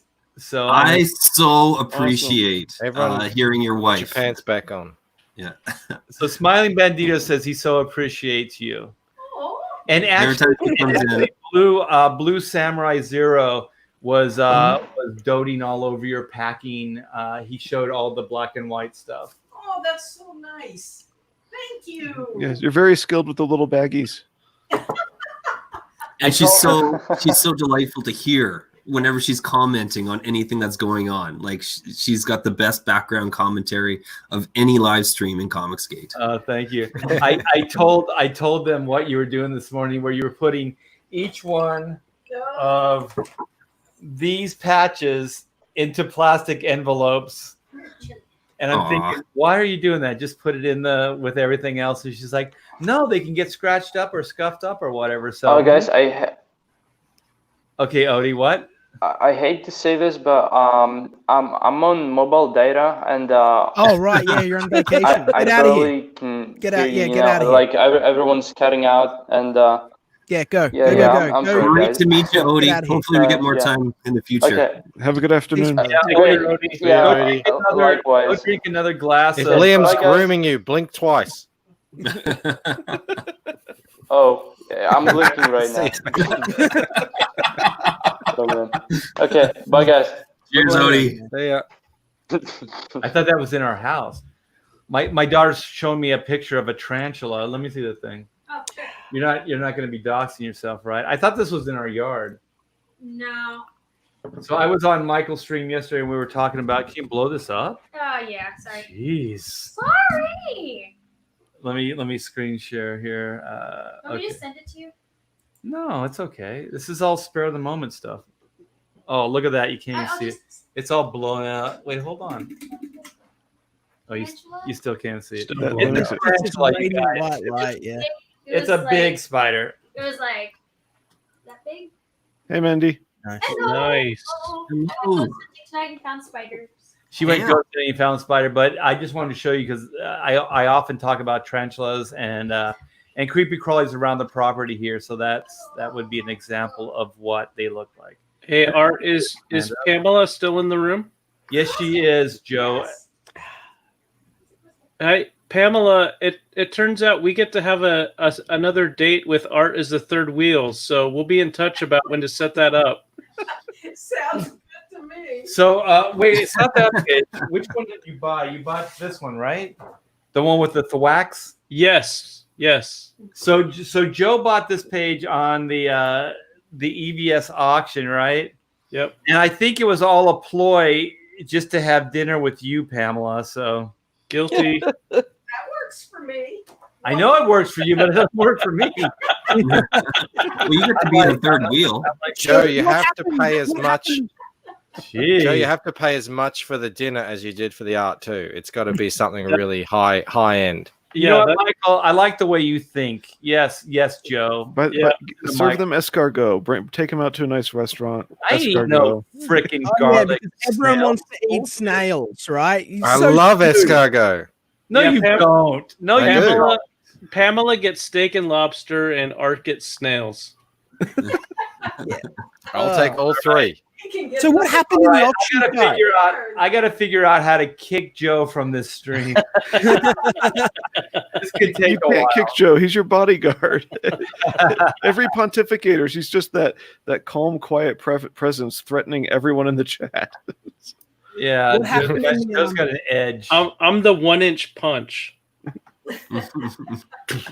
What So there was- happened in the auctions? Because I haven't seen that stream or anything like that. Like, what was our highest sale in the auctions? Does anyone know? Like, I think Joe's was one of the higher. Yeah, well, I think the high of the night was an EVS Salamandroid Cyberfrog piece for 1,800. cool. Not bad. Was it a fun stream? Not Was bad it work if you can get it. Yeah, it was fun, and part 2 will be tomorrow night. Oh, there's going to be a second part. Okay. Yep. Didn't finish getting through everyone, or there was just lots of hype for it. Both. Michael, you need to start doing actual physical artwork so you can sell it. Yeah, I have. I was selling physical art on the campaign. All those tiers I took down before the end of the campaign, so I was redrawing a bunch of the pages on from my campaign, and I even sold the cover too. So yeah, I mean, it all came too quickly. I was thinking of doing up something of that piece I did in the library, but then I thought, oh, hang on, no, I've got to actually get to work on other things. Did we lose Camel Moon? What? Yeah, he said he had to. His wife is there, and he can't talk loudly. And with all of us loud drunks in the stream. Yeah. I don't know how to talk quietly. I don't get a word in edgewise. I wish we could have spent more time with him, man. I didn't even introduce him to the His campaign right now is at 327 backers. So he's right at one of those evils that one of those milestones you have to hit. Every 100 backers, of course, is always super, super cool. But if we can get him to 330, how cool would that be? Do we have a link? Do we have a link to his campaign? Yeah, Joe was all over it. Yep, I posted it. All right. I can He post came in here, so we should do at least a little bit of work for him. There we go. Yeah. Sorry, Camel. Sorry, Odie talked over you when you came in, but it wasn't an intentional. Yeah, moment. let's throw Odie under the bus again. Yeah. It'll just sort of run over him like he was chiseled out of marble anyway, so it's all good. It'll just do one of those pa-bum, pa-bum. Yeah, exactly. Yeah. And then Odie will get up like, what? What happened? Yeah, I was like, oh man, I was doing my abs, Damn. Oh yes, I remember when I was his age, and I looked exactly like that. It's the exact same photo, but with Bancroft's head photoshopped onto it. Like a bad studio shot of like Blink 182, like just like cut out and shoved in the background. Hey, Liam, you should actually put an Odie body up and say, "Be like Odie," and then we can all put our faces. Yes. Where'd you get that photo anyway? Because I'm gonna put together Bancroft's enormous head on top of Odie's body. And still shot. There you go. You make that full screen so we can get a good shot of that. All right, I'm gonna kill this, but I think I might get some more. Yeah, I had to go and grab. I finished off one bottle. There's about a third that was in there, and then I got this. This will be the next to go, and I only got that much left in that. But I did pick up another bottle of. Oh my goodness! What alcoholics we are! We're ready to go, boys. You know what? Smiling Bandito's making up for last night for like absolutely like wussing out on us last night. It's a true story. It's a true story. Making money and being responsible, having a business. I know, worst thing in the world. I think we can all attest about that. Liam, are you a drinker? No, I don't drink. Only whole bottles of vodka or nothing. Yeah. No, I don't actually. Vodka is Joe. Yeah. So yeah, no, I don't actually drink. I don't use drugs of any kind. I don't smoke. I'm actually, I'm actually pretty straight edge. Orange drugs. I write and I make comics, and that's been my life for the last like forever. That's all I do. That's it. I'm like a machine. That's how we got to where we are. You know, I know that's sort of boring. Yeah, I love my dogs. You know, take You have them 2 out. dogs, right? Yeah. And your wife. I only have 2 now. wife. I only have 2. I did have 3. One passed away. So I'm down to just the 2 of them now. Do you Unfortunately. have a big yard for the dogs? Yeah, it's Australia, so it's like we got a big property. I got like 3 properties, so it's all good. Yeah, we're thinking about moving to Texas, and a lot of the yeah. that we're thinking of purchasing is fairly substantial. So I think it's land that you don't just have 1 dog, right? You got to have like 2 or 3 dogs, right? Mm-hmm. Yeah, well, dude, I always say, I mean, you're pretty set up. You're like living the life in California, but I tell everyone, like, I think if you're planning for the future of your family, I think that it would be smart for everyone to move rural, buy tons and tons of land, and just have a huge acreage of land, even if there's nothing on it, even if you're just growing trees on most of it. You know what I mean? You gotta pay so much taxes on land in North America, though. Like, interesting, really, Yeah. really. For here, nothing. if it's not producing money for you, it can be a huge alligator just gobbling That's interesting. your finances. So. So we got about 200 acres, and we dump about, I think it's about, what, in Australian, it's about $5,000 a year in tax on that. I mean, I don't know if that's a lot or not comparatively. It's about $3,000 US per year for 200 acres, but that's a lot of fucking space, guys. Like, Yeah, that's very low considering the acreage. Yeah. And we just relative to US cut down pricing. And then we just cut down trees and sell the wood, you know. Do you have a ride-on mower? Yeah, I'm going to be real rude here. None of your business. Property tax in California is nuts. Fuck California. I'm so sick of this. They're going to raise the property taxes again. You heard that, Joe? Again. Oh my God. It's ludicrous. It's ludicrous. I don't even know how they're paying for anything as is. They're not. Well, they're sucking the money out. They're the sucking next the money. generations who are going to be paying for it. Yeah, and they're sucking the money out of the rich. You know what I mean? Like, the next generation is not meant to own homes. So guys like you, they're just sucking everything out of, so there's nothing left. They don't want your daughter to have anything. They want her to live in a fucking apartment and rent everything and have her entire paycheck just spent before she fucking gets it, because it's this communist bullshit. That's not even a stretch. No, I know. That's what I'm saying. This is real. Look at the new. I know Joe knows this too. Look at the new housing complexes that are going up, and they try to make it seem like, oh, it's like a mini mall. Like, they're like these small little condos, and they're all packed in. And then they have sections, like, this is the blue section of condos. This is the green section, right? But they're all identical. There's a little courtyard, and then there's like Starbucks and other, like, oh, there's a Subway sandwich shop, and they're like all centered around these complexes. And it's supposed to like woo these guys, like, oh, in lieu of any real land or property in California, you get to live in a glorified apartment complex and have a Starbucks out in front of your apartment. Oh my gosh. No, exactly, man. They started. This is a play that they've been doing for a while, and everyone's, oh, it's conspiracy. I'm like, no, you guys have to take measure of what's going on right now. People are not standing up for themselves, and they're not going their own way, or they're not being independent. So like here in Australia, we've got motherfuckers, sorry for the language, but we got people that are tearing down houses, these beautiful old houses, and then they build like 5 mini apartments on them, and they're just, what's in this mini apartment? A room, a garage, and a toilet, and a living room, and that's what you got, because they don't want people having families. They don't want people, being self-sufficient, and they don't want people having anything. They want them like ants. They want them dependent upon the state. And so, not only that, they tear down the houses that have some kind of charm and aesthetic to them that builds community, togetherness, and a pride in where you live. And then they put up these monstrous, postmodern, hideous things that age a year after they're built. They look like they're 15 years old. And it's just demoralizing, and no one feels. So I say to everyone, like, if you're renting right now, you need to understand that if you're renting, someone has you by the hair with a knife to your throat. Okay. And you might not think so. You think, oh, this is what I can afford right now. In Australia, I don't know how it is in America, but in Australia right now, it is less to pay mortgage than it is to rent. Okay. It's Let that that- way in some areas, yeah.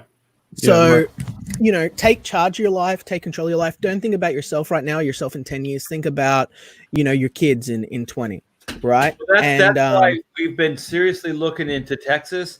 Not just places, because I could live anywhere. It doesn't matter. Yeah. And any place that I live outside of New York City is going to be reasonable based on, I almost had this house paid off.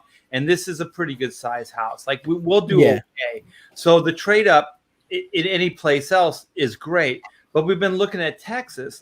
And the reason we've been looking at Texas is because our way of life will go up 40 to 50% just by moving there. And our daughter will be able to buy a home. We were looking at homes $150,000 to $170,000. The mortgage is like $900 to $1,000 a month.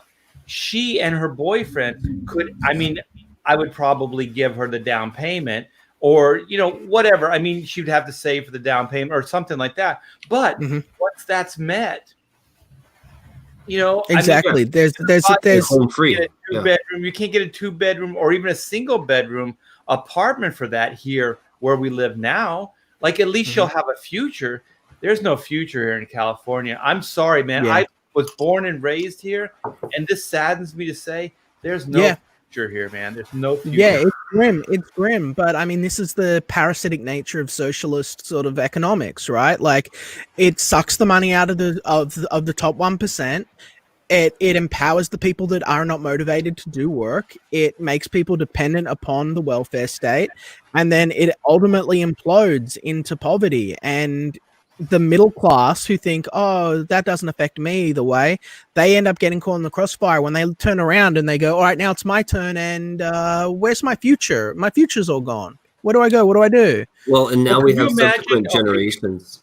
Sorry, I was just going to say, now we have subsequent generations that are for the first time ever, they have less success than their parents. Yep. Well, could you imagine? Okay, we raised our daughter. Like, I'm thinking that California is going to be the same California that I was born and raised in. And then you realize, when your daughter gets to a working age, that she's just been betrayed. Like, it was a major shock to me and my wife. We're like, wait a minute. When you start doing the numbers, none of this makes sense. None of it checks out. Yep. No, like it's absurd. And then it's so funny because the job that she has right now in Southern California, to do a barista job in a coffee shop, she had to know somebody to get that job, just to get a minimum wage job. Yeah, and you think that's going to be upward? You think that's going to be upwardly mobile? You think that she's going to be selling her own coffee shops in 20 years if she's serving coffees? Exactly, it's nothing. It's a dead end fucking like scrape by bullshit, and they want everyone to be on minimum wage, or on the welfare. We they just don't need more want coffee shops, man. More coffee shops for everybody. Exactly. It's utter bullshit, and it's. Like I said, get yourself out of there. Get to fucking Texas, man. Wherever you're gonna get yourself, like, be able to like walk out there and stand on your fucking patio and look out at like fucking 100 acres of land and scratch your ass and think, one day I might put horses over there. One day I might have some cows. Like have something. Maybe I'll build another house over there. You know what I mean? Like, well, the thing is, at least like what you're saying is that you can start dreaming again. You can you can actually start thinking like, well, I can do this, that, or the other thing with my money. Like here, it really is just it's just existing. You know what I mean? It's not like moving forward. It's not a future. It's nothing like that. And this, like I said, man, just sacrifice your dreams for convenience. It's no big deal. It's no big deal. Yeah, and we're one of the lucky that we were able to make it. I think we're probably, my wife and I are the last generation to be able to actually be able to do this, to own land and to own a house in Southern California. Yeah, my wife and I bought our house when we were 25, and seeing the next generation try to do that, it's extremely rare. And when it happens, Just like there were some neighbors that recently moved in, and yeah, they bought the house, or I should say the guy in the relationship bought the house. Him and his girlfriend moved in, but then they brought in 2 roommates.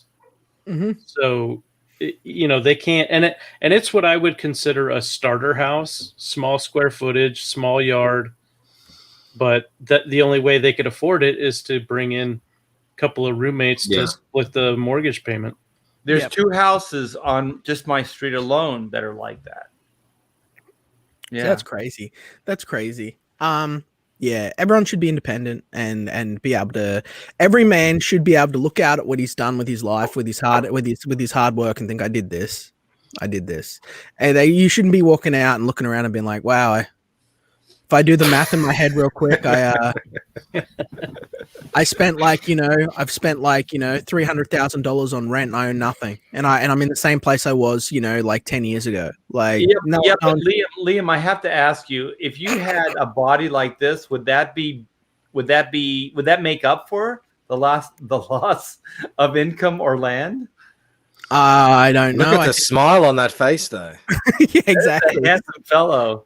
It's blue He's skies. happy. It's blue skies. I want to do. I just want to say this. There's one thing about Michael, and Mhm. and Michael will be the first to point this out. He's got a really big head. Like father, like son.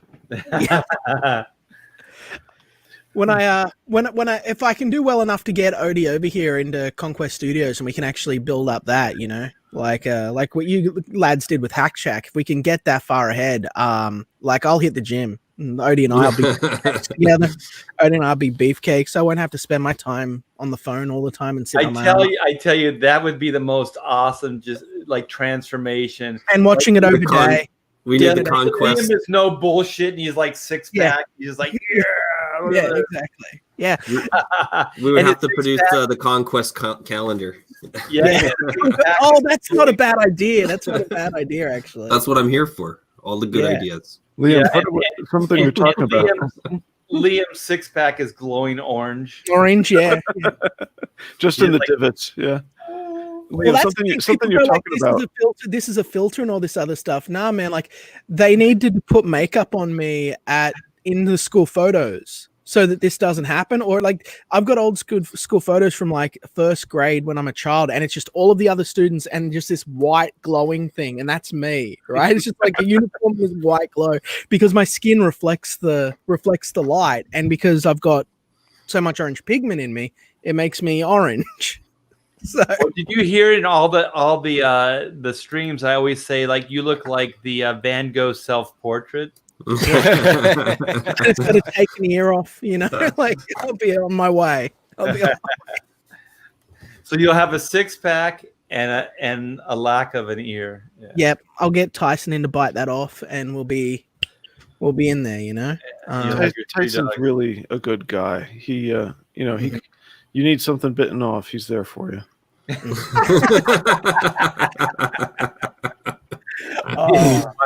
does a pretty entertaining show with Norm Macdonald, if you guys know who that is. He's one of my favorite comedians. Oh, I know who Norm Macdonald is. Yeah. Hilarious. Yeah, I go on Norm Macdonald binges sometimes. Yeah. And just let the recommended just fire up the next one. So good. So Liam, they're turning on you. None of your business is saying human Cheeto, and they're saying Liam is radioactive. I can feel it. The deep lore is that I'm actually Jean Grey of Marvel Universe. This is the Phoenix Force. It's just I transitioned to be up to date with modern Marvel standards. That was very progressive of you. Very Stunning progressive. and brave. Yeah. You can see some of the changes in Jean from super sexy hot broad to this in the recent pages of Marvel, where you see she's completely flat chested and Jean and Cyclops and Wolverine are making out on the page. Aspirational, Yeah. Truly aspirational. Well, I'm sorry, I don't see it. Liam, I've got something to inspire you with. Don't want me to ruin Jean for you. No, I don't mean to tempt Michael too much, but Liam, this should inspire you. I browned up some ground beef, put it in Rubbermaid containers, froze it for future use, and then realized, hey, I can reuse those containers. And look, it pops out as beefcakes. Beefcakes, nice. Those are beefcakes for you. I'll tell you, never freeze me. Calm down, Michael. Never freeze me. That one went way over my head, Blue. That's okay. Just keep drinking. Everybody's gonna be scratching their head blue till tomorrow, and they're gonna be going, What the beefcakes thing was that? Beefcakes? What the They came out as cylinders like cakes. That's all. I tell you, if they were radiating like that golden glow that Liam is right now, then maybe we'd get the joke. God, how do I get that? You have to I be don't born know. with it. I think Liam is the enigma. I think he is the one Well, of according to Liam, it's the Phoenix Force. It's the Phoenix Force. That's what it is. It's the Phoenix Force, guys. Liam, that's a cop out because comics aren't. Well, look, No, Bandito's got the seriously, fake in all fire in seriousness- the background. He's having a What? Yeah, in all seriousness, it's what I said. It's actually you know? it's a byproduct of like I'm not an albino, but I've got blue eyes and red hair. All And right, so- wait. I'm gonna get my Good night, daughter Mandy. to comment on this. Okay, Liam is the one that's right under me, right? This is Liam. Got it. Yes. Yeah. Okay, so what is creating that? Is that just a natural ambiance? Is that a glow, or is that a filter, or what is that? Okay, your professional. What is this? Light is way too harsh, way too yellow, and maybe you're very white. I'm very white. I'm very, very white. That was so racist of you, Amanda. Ryan Liam is Cardinal. not white. He is African American. Look Jeez. at that. Tough love. Ryan Ryan Cardinal. He is says- Australian American. Yeah, maybe it's Ryan Cardinal says maybe it's Maybelline. Yep. I was just thinking if it's the Phoenix Force, then it's not Maybelline. He was made with it. Okay, I'm gonna block out my camera. I'm gonna go get some more whiskey. Yeah, I gotta get some ice as well, bro. Can we all leave at the same time? Is Wait, that a thing? should he show a video first? I'd had to humiliate me in front of his like hot model daughter. I had to shame me. Now we've got to carry the stream for him. It's all right. I won't dive. I won't bail on everyone. So it seems like you've given me my 5-year plan there, Liam. I've got to build up the Lucent and the audience enough to just move out to country Victoria and buy some Dude, land. Get the fuck out of Victoria, man! Like Victoria is Fuck fucking. out. You sound like my wife now. She's Well, pulling dude, her hair Victoria- out. We got to okay. get out of this state. You know what the Safe Schools program is, right? Of course. I fought that tooth and nail with a whole bunch of motherfuckers, and we pushed it all the way out of Australia with all of the shit that they were doing, right? And now they took it to Pushed the all UK. way, and we pushed it as far. We got it out of every single state except Victoria, where it fucking originated from, and they just sat there like this fucking tick in the body, Australia, going like, yes, we're going to continue to poison the mind of the youth with fucking radical fucking Soviet communism in the education system, and nothing we could do could get it shut down. Nothing we could do could get it out of the education system, because that's how deeply fucked up the Victorian political arena is. That's who are making your choices, like commies. Did you Right? did you It's see pretty bad. Liam? Did you see a bunch of this coming out of Agenda 21? I don't know what Agenda 21 is, so It's from the early. Oh God, was it Clinton or Bush? It was from one of the treaties signed in Brazil. It had to do with basically implementing faking a grassroots movement for environmental reform to take over all areas of life. So like they had Agenda 2020, which I think it became Agenda 2030 after a while. But Yes. thank you. Cool. You know what, Albino, you probably can say this better than I can without stuttering. But all I know is they had moles getting into HOAs to normalize the control of every little detail of your life. An HOA is a homeowners association where you own the property, but some other third party has control over what you're doing, and they are not the government. It's just bizarre. Albino, take it away.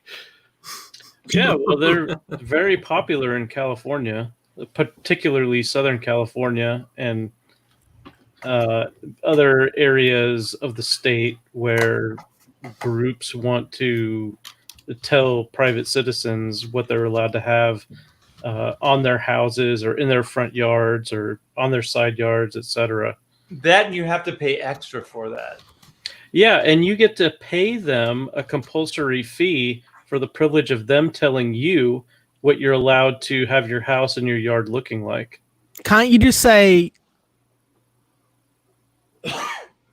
Like, is that not do you need to use these people? Can't you just like No, say, it's part of the Uniform Commercial Code. Was it? And I forget which section, but the Uniform Commercial Code was is essentially a big, giant treaty to undermine all law using contracts, because that's just the way that contracts are. Contracts are binding between two parties. So if they can sneak in anything on you under contract when you buy your house, then you are under contract with God knows who for the fact that you purchased the house, and that's not even the bank. come live near me, Bancroft. Come out. Yeah, well, we do need to get out of this state, because now the you know bush. they've just made it mandatory that we have to wear masks now when we go outside the house. Of course. And we've had it's a state. There's 6.5 million people here. We've had 100 deaths since this whole thing started, and now On that note, I get in iced. July we have to start wearing masks. Well, you know what these people are like. They see fear and their eyes light up with dollar signs. Just look, we can control the masses. We can create narratives. You know what he their said? mouth starts to water when they see. You know what he humiliating said? narratives, This is man. verbatim. He said, "Most of us don't leave our houses without our keys or our phone. Well, now you won't be able to leave the house without a mask. It's not an inconvenience. Just like California. It's just you're being compassionate to your community or something like that." I've actually been tested. I don't have coronavirus. It's actually illegal within Australia to, unless you're a Muslim, interestingly enough, to enter a public business with any form of mask over your face. So I think that it's really interesting that, I mean, that's still a law. We can't. Yeah. Well, you're required to take your mask off when you enter a bank. So the virus doesn't spread in the bank. So that's fine. Yeah. This is just a bunch of crazy. This is a bunch of crazy. Yeah, it's pretty nuts here, man. And the thing you were talking about earlier, you guys might not be aware, the Safe School things was a bunch of Marxists, unabashed Marxists. It was a war. Proud and out. That was my first big war. Who tried to get their Marxism into schools and bring in like just all the crazy stuff that they would bring in, like crazy gender stuff and pedophilia and all sorts of weird stuff into primary schools under the guise of anti-bullying. So it was all marketed as anti-bullying. So anyone who actually looked at any of the people, and the guy actually started was a pedophile, convicted. Yep. And anyone who said anything against the people or any of the publications that they were their documents was automatically just responded, "You want kids to kill themselves." That was the only argument. Yeah. You want kids to kill themselves. That was the only thing. And it went on for years, didn't it? And they finally got rid of it. It was a massive social media war. It was hell to get out of there. They had excerpts straight out of the Communist Manifesto that they were like making a standard part of children's education, like the whole sort of the notion of like, you must be an ally.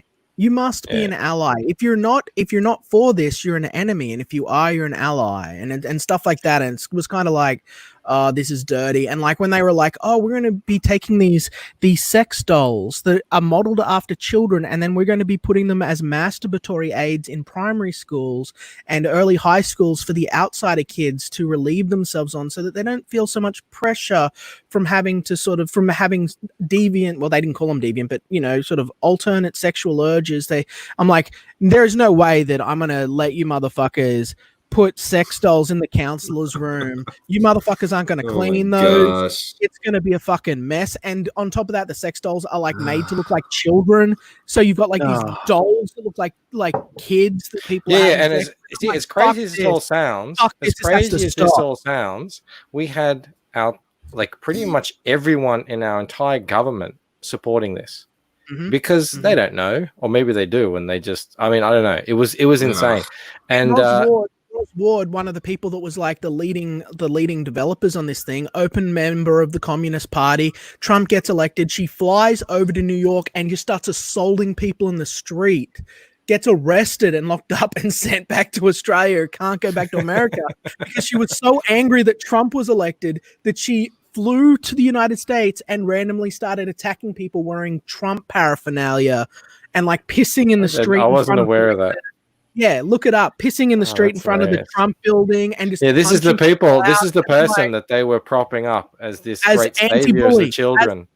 as These the are anti adults. These are adults acting like children. This is ridiculous. Yeah, it was Yeah. maddening. It was maddening art because they'd go on radio and they'd be having their anti-bullying mask on, and they wouldn't be talking about any of the nasty stuff. And they would just start saying things like, "It's time that we have the difficult conversations and the hard conversations, and we get to the truth of things." And it was absolutely maddening. You know, they started to push it in the UK now. We need to be the ones to make the change, or no one's going to do it. You've got to think about the children. You know, the children are their kids are killing themselves every single day because of bullying. It's like, you evil pricks. Liam, you need to drink more and loosen up. No way. If I drink more, I fought like a motherfucking lion, and I got that pushed out of every single fucking state in this country. We built up a whole fucking group Except of people. Victoria. No, I just fucking mean Victoria. for this stream, you got to loosen up. Okay. Sorry, guys. I hate the commies, man. I hate the commies. I hate the commies. It's like this 24/7. 100%. Yes. Even when he sleeps, he dreams like this. He's like that. Yeah. He's like a dog that's sleeping, and you just see him. You know the nightmares he's having, and he's just like, "I'm gonna get that fucking rabbit. I'm gonna get it. I'm gonna get that fucking rabbit." Marxist rabbit. I'm tossing and turning, and I'm seeing the reds, you know, everywhere. It's well, we got lots to celebrate. Here's the thing, even though that shit's happening, we got lots to celebrate. I mean, the reality is we are taking back corners of our entertainment industry. We are getting back into the ears of people who are been left wing their entire life, and now they see what's happening, and they're just like, fuck this shit. I realize now that the way that we've been doing things is wrong, and we're seeing the tide turn back. A new paradigm. I really believe this in my heart of hearts. You know, I work kind of on more of an intuitive level than an intellectual level, obviously. And I feel it. This Comicsgate stuff, everything that we're talking about. I do feel that this is the new way.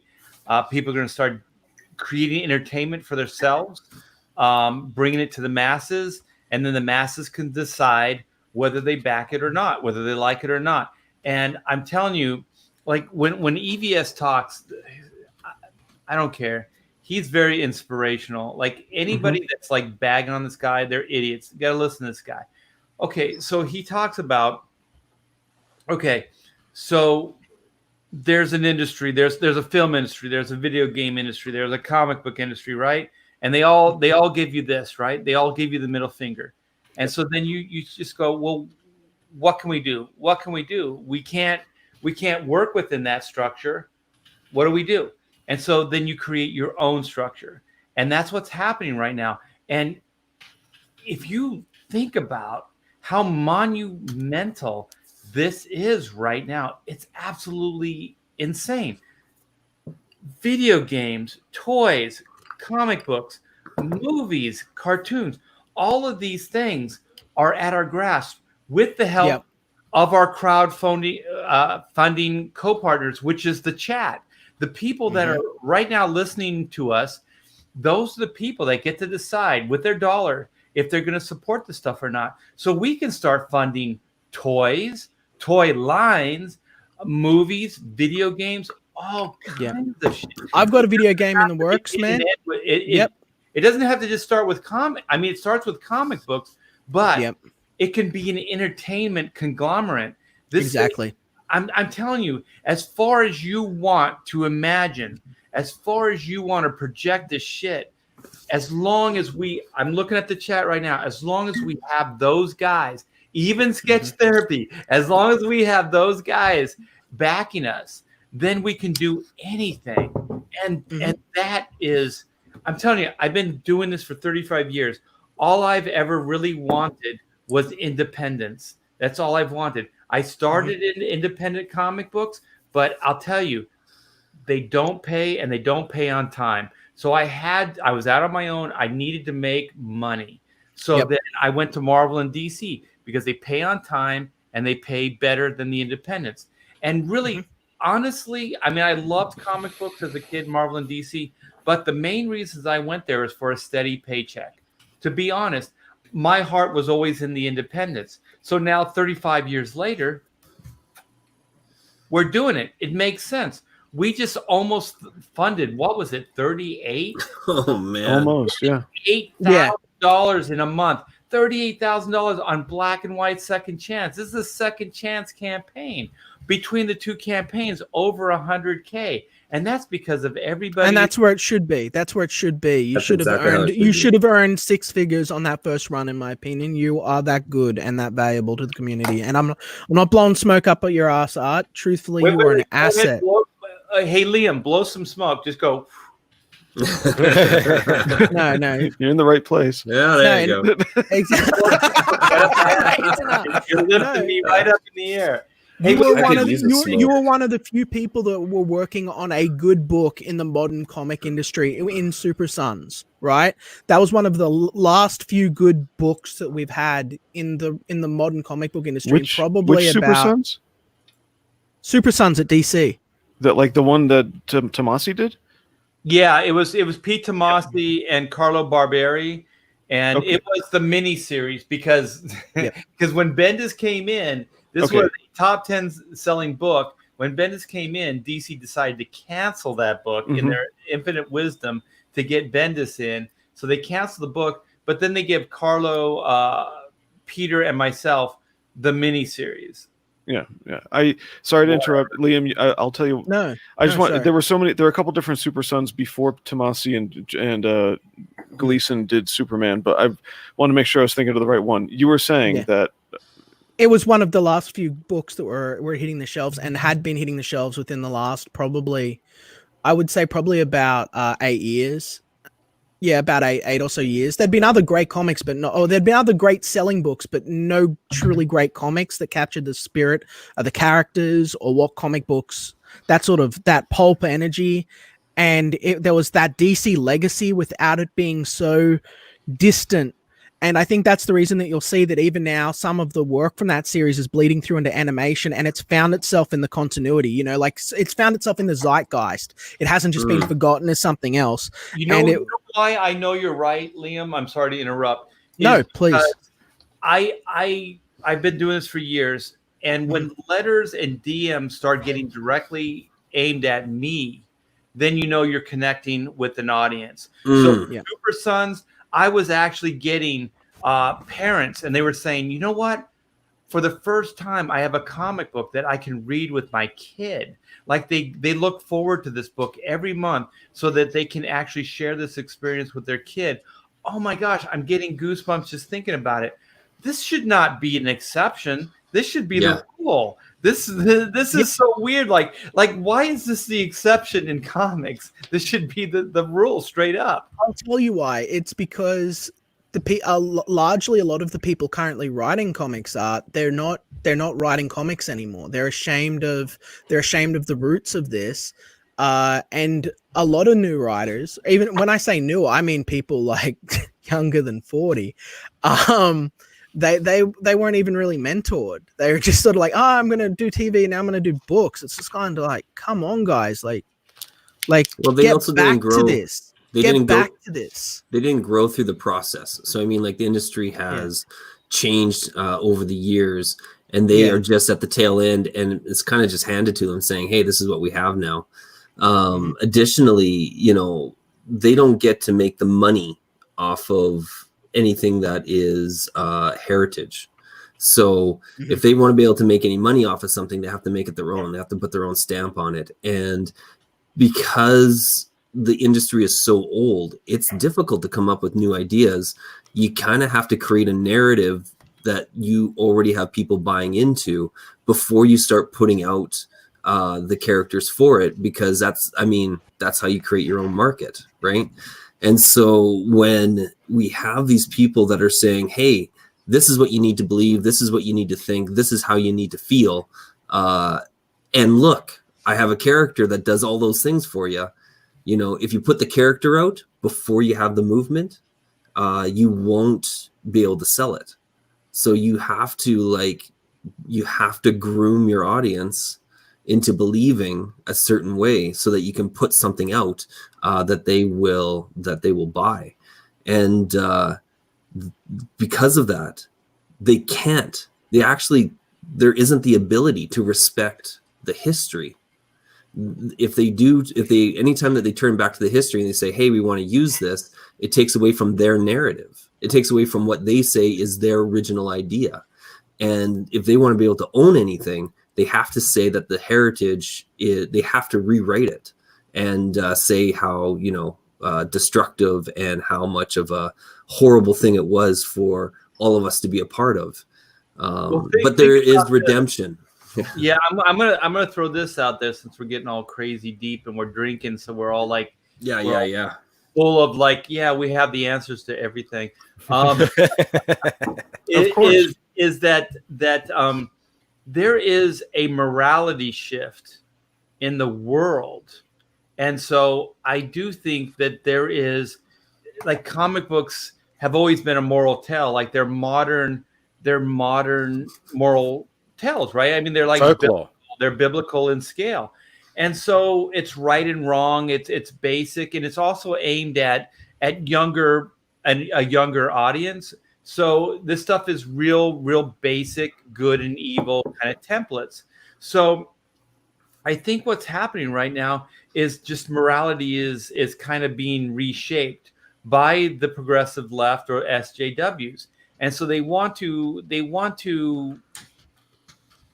basically redesign morality, like traditional morality that most of us think is it's biblical, right? It's ingrained. Yeah, it's like up for grabs right now. And I think what they're trying to do with these comics is they're really trying to create a new morality. They're trying to create a new right and wrong. And what they're doing it is with this SJW kind of mantra, right? It's like, well, there's marginalized people and there's X, Y, and Z. But the thing is, these aren't universal truths. These are arbitrary truths. These are not, you know what I mean? Interpretive. They're interpretive. This is one of the reasons why we're in the sad state that we're in, politically, socially, culturally. The way we interact with each other is because for so many decades now they have eroded our natural inborn sense of objective right and wrong. But this is the victory. This is the victory in Comicsgate. Like, the reality is, Comicsgate is kind of resetting.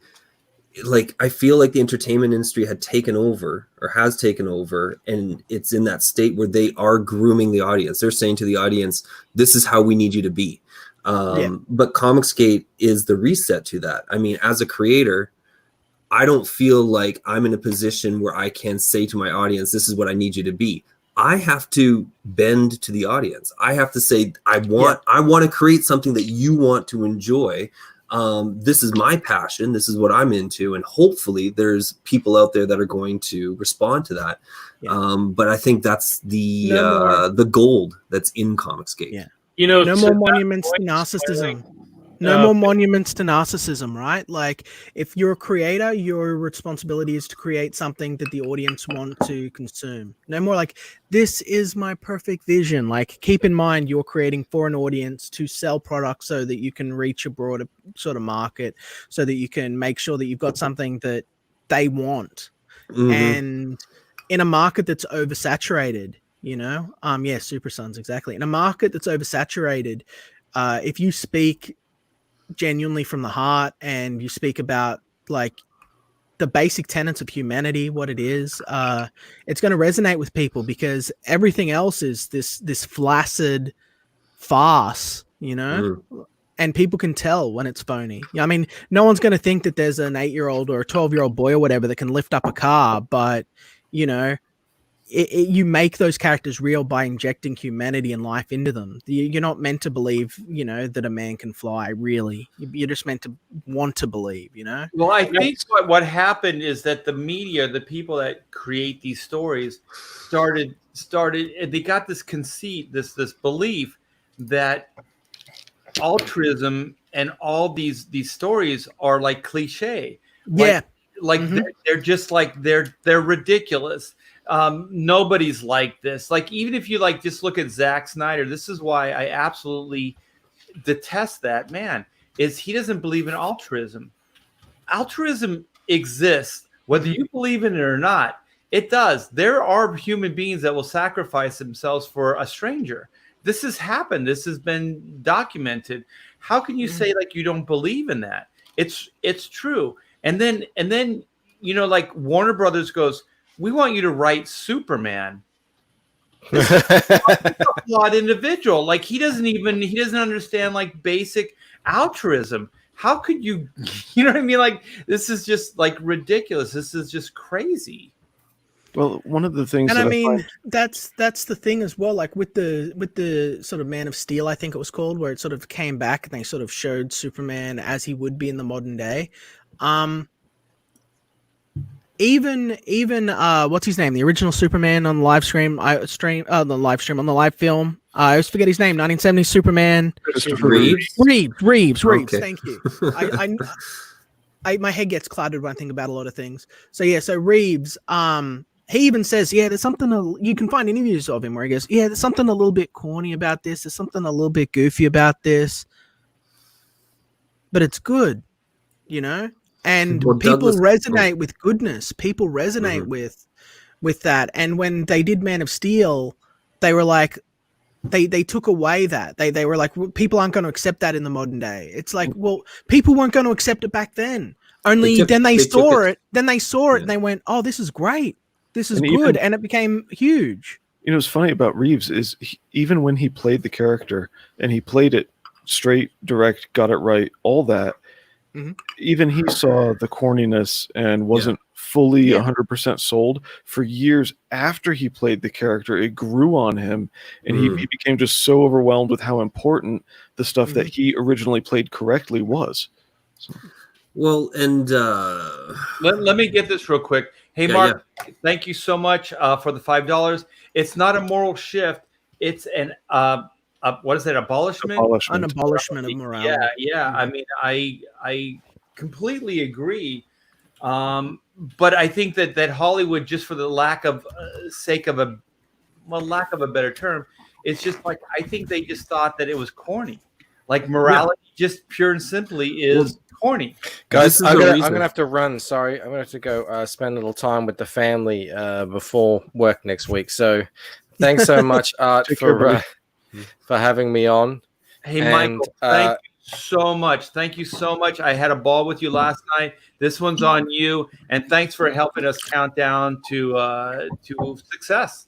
It was my pleasure. I love hanging out with all you guys. I'll see you soon. Okay. Bancroft. Yeah, have a good one with the family. Tell the missus I said hi. Will do. See you, boys. Bye. So when it comes to Superman falling apart like this, I think it started way back in the 90s with the death of Superman. Douglas Copeland, and actually the thing about that too is that it opened up the reality that comics wasn't just a niche market. You look at the death of Superman, it was a global headline. It was something that was all across the world in every language, in every country. And, it was just printing after printing after printing was selling of that book. It showed that comics, the underpinning of what comics does for our culture, was not just a bunch of nerds.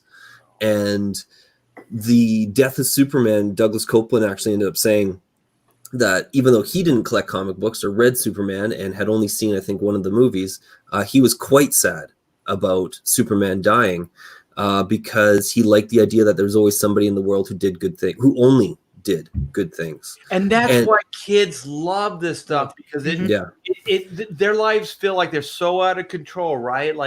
They have no say, and they're scared, and they need to believe that there is a Superman.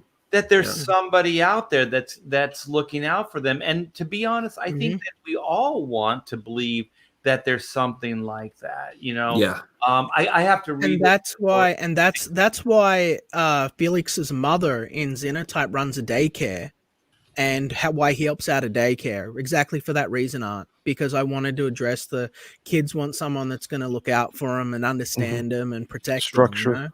You know? Yeah, structure. You know? Thank you so much, Mark C, for the $5. You're so generous. I do appreciate this. The Black Lives Matter street mural in the front of Trump Tower was defaced by a black woman. Yeah, it's not the majority of people that think this way, but unfortunately, the population is so huge that, you know, even if you only have 2%, that ends up being 200,000 people. So, I mean, that's a significant number of people, right? And that's the danger of close, compact living as well. If anyone's unfamiliar with the Mouse Utopia experiment, I would highly recommend that you take the time, like make a note of that Mouse Utopia experiment. I'm on it. Research it, look into it. It's very, very interesting. It's a case study about what happened when I won't go into a huge amount of details because it's going to be a whole stream, but a scientist took a whole bunch of mice, he put them together, and he gave them everything they could ever want. They had all the food they wanted, they had all the space they wanted, they had unlimited resources, and then he studied their evolution. And what ultimately happened to them is very, very reminiscent of what we're seeing in larger city culture, where they just create their own adversity and they become isolated and weirdos, and incel culture rose up. It was very strange to watch this. I think that we need adversity in our lives, you know, in some aspect. And when we become too comfortable, people start to go a little bit crazy. Well, people are crazy. Yeah, what I was thinking is, like, do you remember Fox, like Fox, the network, TV network? Like, the way they succeeded is they played against the grain, right? So like all like ABC, NBC, CBS, they were all playing it safe, right? Like the sitcoms were all like very straight-laced. But then Married with Children comes out. Yes. And everything after that, like Simpsons, all this stuff, and it's playing against. It's like, instead of saying like everything's okay, they're like starting to go like, well, you know what? Dysfunction is more reality than what you're doing, right? So they play that, and so they play against what was the norm. So they play against that, and then they clean up, right? They basically create a new like paradigm, a new way of doing business. And the way I think right now, it's like with comic books, is that if we start telling good moral tales and we start telling like good comic book stories, good G versus E stories, that in turn, that's going to be a direct contrast to what they're doing. So it'll work kind of the opposite. Like what Fox said is like, well, the world is fucked up, right? Like, it's not like CBS and ABC is doing. But what we would be doing is like the opposite. We're saying like, well, no, there are good people in the world, and there are stand-up people, and there are people that will fight, you know, against all odds. And then what you can do is you can start inspiring people by playing against the grain. Like I do remember when, you know, I was doing Superman. You brought up Smiling Bandito's Superman, The Death of. Well, I was there those conversations when they were happening, and. And one of the things, and this dates it back even further, where they were saying Superman isn't cool. Superman isn't cool. So we'd had these Superman summits, and they keep saying that. And my reply was always like, Superman is cool. He's the Rock. Like, they were like, well, he's not contemporary. He doesn't have to be. The world has to be contemporary. So what you do is you juxtapose this guy that's always going to do the right thing with this really cynical world, right? So then he can cut through the bullshit. And then they're like, no one's ever going to buy that. No one's ever going to buy that. And then years later, you see the Marvel Cinematic Universe, Steve Rogers, you know, you get Chris Evans to play that role. The fucker sold it, man. Like, absolutely. Dude, that's what people want. People want to see evil being vanquished. People when they go in, they want to feel visceral. So they want a villain. So if you give them a villain that they are engaged by and they hate and they want to see fail, and then you have a hero rise up through overwhelming odds and adversity and overcome that great evil, Yep. everyone will stand up and clap at the end. You know? That's why that's one of the reasons the Marvel it's a story movies, it's a story as old as humanity. Yeah, that's one of the We're reasons leaving the Marvel something out though. But before I get to that, Art. Oh, Mark C, thank you for $2. We are going to eat good. Mark C is a champ. Oh my goodness. What Thank a great... you so much. Christopher Reeves and George Reeves. I actually got to meet George Reeves. I have his signature in like a sketchbook or something like that. A charming man. So thank you so much, Mark. I do appreciate it. And thanks for the correction. I do say Christopher Reeves a lot, and it's apparently wrong. What are the thing we're living? I can't lay all this out because I know you guys will be anxious to talk, as you should be. But we're leaving out the effects of postmodernism, and it's one of the. It is a really jacked up system that was developed to deliberately be irrational. Okay, this comes out of the late 1800s. But fast forwarding 150 years, what we're seeing now is in order to save everyone's fifis, you have to undefine what is right and wrong. Yes. And so and we saw this in. Hold on, please, Liam. We saw this in evangelicalism with a lot of what was called the emergent church coming out, which was an absolute evil based in fascism. I'm not joking. And for them, one of the biggest things to do was continue, and I'm speaking theologically here, but it does parallel the broader society. So chat, please don't abandon me on this. I'll move back to the We're with you, Blue. No, let's do the chat, because religion can alienate people. So I'm saying, no, I'm drawing a parallel. If people wanted to call themselves Christian, but they wanted to deny everything in the Bible, you're kind of not a Christian anymore at that point, you know? And so you got in the emergent church, there were, which is really a broad term, there were one of the facets was to deny sin. All right, well, they denied sin, but then they came up with their own legalism, which was their own definition of right and wrong, meaning there's still sin. It was absolutely ridiculous. In broader culture, what we're seeing is people are undermining the very things they need in order to have what they do. So let's say that I'm trying to speak to you in language, because I am, but I'm trying to use language to explain to you that grammar is a myth and doesn't exist. It's like it's just that damn stupid. So when the emotional arguments of Marxism take people over, they become this blind until they will try to destroy everything they're standing on, including the society that keeps them fed. And they think, oh, well, when my emotional team takes over, yay, there'll be this utopia. No one will starve. Bullshit. We're all going to starve because of the 2%, as Bendito pointed it out. Yeah, okay. yeah. Let me introduce it. Okay, yeah, the campaign is closed, my friend. This is the after party, my friend. So Black and White, Volume 2, Second Chance, or Volume 1, Second Chance, is closed, and I want to thank each and every one of you for the support and the backing. So we may have another chance to get the book.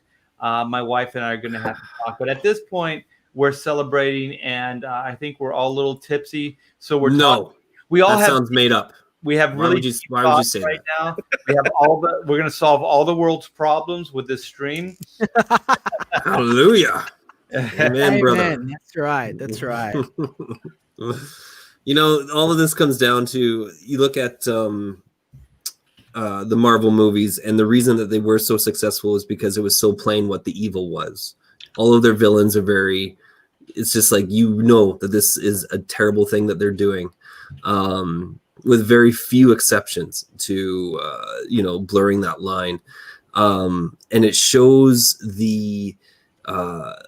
their dastardliness when you take Captain America and blur the line with that guy.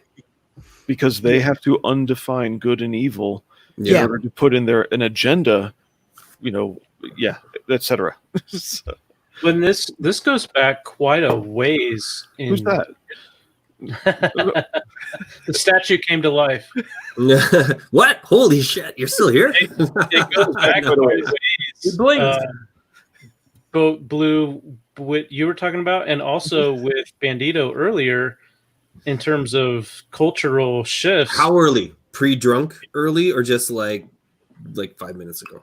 Let's just say there's nothing. Pre-drunk? About 5-10 minutes ago, where I wouldn't you've trust got- anything that guy says. where you've got this movement in Europe, specifically Germany, in the 19th century. There's this group called the Frankfurt School, which is where leftism, as we know it, was conceived and practiced, brought back to the U.S. Now in Germany, it continued to develop, and Marx took what he learned from the Frankfurt School and expanded it into what we know as Marxism. Well, the Frankfurt School, after World War II, moved over to Columbia here in the United States, Ivy League school, and the principles of leftism and what we would today consider the far left, that was perpetuated at Columbia University throughout the Ivy Leagues and then into the mainstream educational system in the US. And it kind of, though it started in Germany, moved over the pond to the US. Once it proliferated within the US, it was then exported out to other countries, back to Europe and around the world. So now we see this, extremist version of leftist ideology. And where I kind of see some glimmers of hope, and this goes back to your point, Bandito, with comics, smaller groups essentially taking back what we used to have in terms of our entertainment and then proliferating new versions of it that is empowered by traditional value and good story. I sound way smarter when you're talking about it. Good storytelling without, socio-political agenda. But where I see this maybe starting to expand in larger segments of entertainment would be in TV. Now, we saw anybody who's been watching YouTube for the last several months has gotten endless ads of Quibi, which was, the Jeffrey Katzenberg led. It was supposed to be a melding of traditional garbage TV with the YouTube platform. And they've lost hundreds of millions of dollars. And to me, that was a great sign of positive change from the decline of the quality of our entertainment that we've seen in traditional television platforms, where they tried to export that over to YouTube and it failed miserably, which to me shows that we're the people who want escapist entertainment and are creating it and consuming it on platforms like YouTube rejected Quibi and all that it was trying to bring, and have said, we don't want your crap. We don't want it on mainstream television platforms. We don't want you to bring it to YouTube. Get it out of here. So for me, that was a sign that we're not only making progress in the comic book segment, but now maybe we're also making progress in the television segment with the possibility of film to follow. Right. I think that we're on a decline. I'm going to tell you the honest truth. I would love it to be different, but I mean, especially if you look what's going on with Disney, we look at how much they control. I mean, they bought out Fox. People go, "Oh, it's not a monopoly." Hey, Liam, hold that thought. I'm sorry. I want to read Mark. Sorry, yeah. Super chat. These things get away from me. That's why I got to make it a priority. Yeah, no, good. So he was talking about the Superman stuff we were talking about not too long ago. They keep trying to make Superman relatable. You should never relate to Superman. You should aspire to be like him. DC hasn't understood this in 25 years. I completely agree. 100%. I disagree. Let's fight art. So I think that Superman can be relatable. I think you should aspire to be like him, but I think that he can be relatable. But I don't think that we should be trying to, I guess, deface his character would be where I sort of stand on it. Like, he's meant to be this like farm boy that grew up wholesome living and then became like a larger than life hero, right? Like, Yeah, but I- nobody that's has relatable. nobody has What he that means life. by relatable, I think what he means Mhm. is like relatable, like he's cynical or he's sarcastic or Yeah. he's contemporary in Yep. his way of thinking Yeah. and being. And so that's why I was agreeing with him. Oh, for sure. Yeah. Yep. Yeah, Yep. Yep. I don't think he should be relatable like he's like everybody else. I think that there are people that will be able to relate to him, but they would be people that feel the same way. But then Well, the rest would Mhm. inspire them. I would Yeah, no, say for that sure. I I'll be agree. right back. I with agree. I agree. Christopher Reeve, we were talking earlier about the Christopher Reeve Superman. I would say that Clark Kent, the classic Clark Kent, is relatable. Yeah. Yeah. And then you the know? classic Superman is aspirational. Or even where I find Superman relatable, it's limited. He runs into some evil, and I can remember this is Tolkien's applicability versus allegory. So I can find some sort of application, an unintended allegory between Superman's enemies and things I encounter in the real world. But I might not notice it right away because this is escapism, which helps me process. So Mhm. it's relatable in that little sense, but then once it goes beyond that little sense, no, it's not relatable. It's aspirational, and I'm okay with that. That's what I need. Yeah. Yeah, no, I agree. And I was just on a bit of spice in there for the sake Oh, of we it. know you, Liam. We know you. You're always spicy. You got Exactly. it. Because Dude, I- turmeric levels in your diet. I'm concerned. I think that we actually ran into a little bit of a problem with the New 52 where they actually did the 180. They really were like, Superman is an alien, and they really leaned hard into that angle. And I was just kind of like, oh man, like I really preferred the stories where he was like a farm boy. Like I knew he was an alien, of course, but like when they sort of put way more of the focus on the alien aspect and like Krypton and stuff, I was just kind of like, dude, he was a baby. He was there for like 5 seconds. Like I thought that the whole message was he was defined by the wholesome upbringing that the Kents gave him and became a good person. Otherwise he could have ended up another Zod. Like. And yeah, and I like that we focus on that. I didn't like that they sort of stripped away the whole. I didn't like before the New 52 where they're like, I'm not a citizen of America. I'm a citizen of Earth. So I'm no longer going to be saying the American way and all this other stuff. I was like, guys, just let him be Superman. Let him be Americana with superpowers. He's like Elvis meets Jesus, right? Like that's how I see him. That'd be awesome if Superman was like, hey, thank you very much. Thank you. That was the worst Elvis impression I ever did, but yeah. Mhm. Thank you very much. Mhm. Yeah, I really like his red suede boots. Red suede boots. Superman has the collar and all the sequins. Uh-huh. Oh, Joe, since you brought it up, my camera. Yeah, my camera's on already. You mentioned the Franklin School, and this was lent to me. This book is by Brannon House. I know people who have dealt with Brannon House. I don't really like the guy, but books like this tend to get written by committees who work under the person.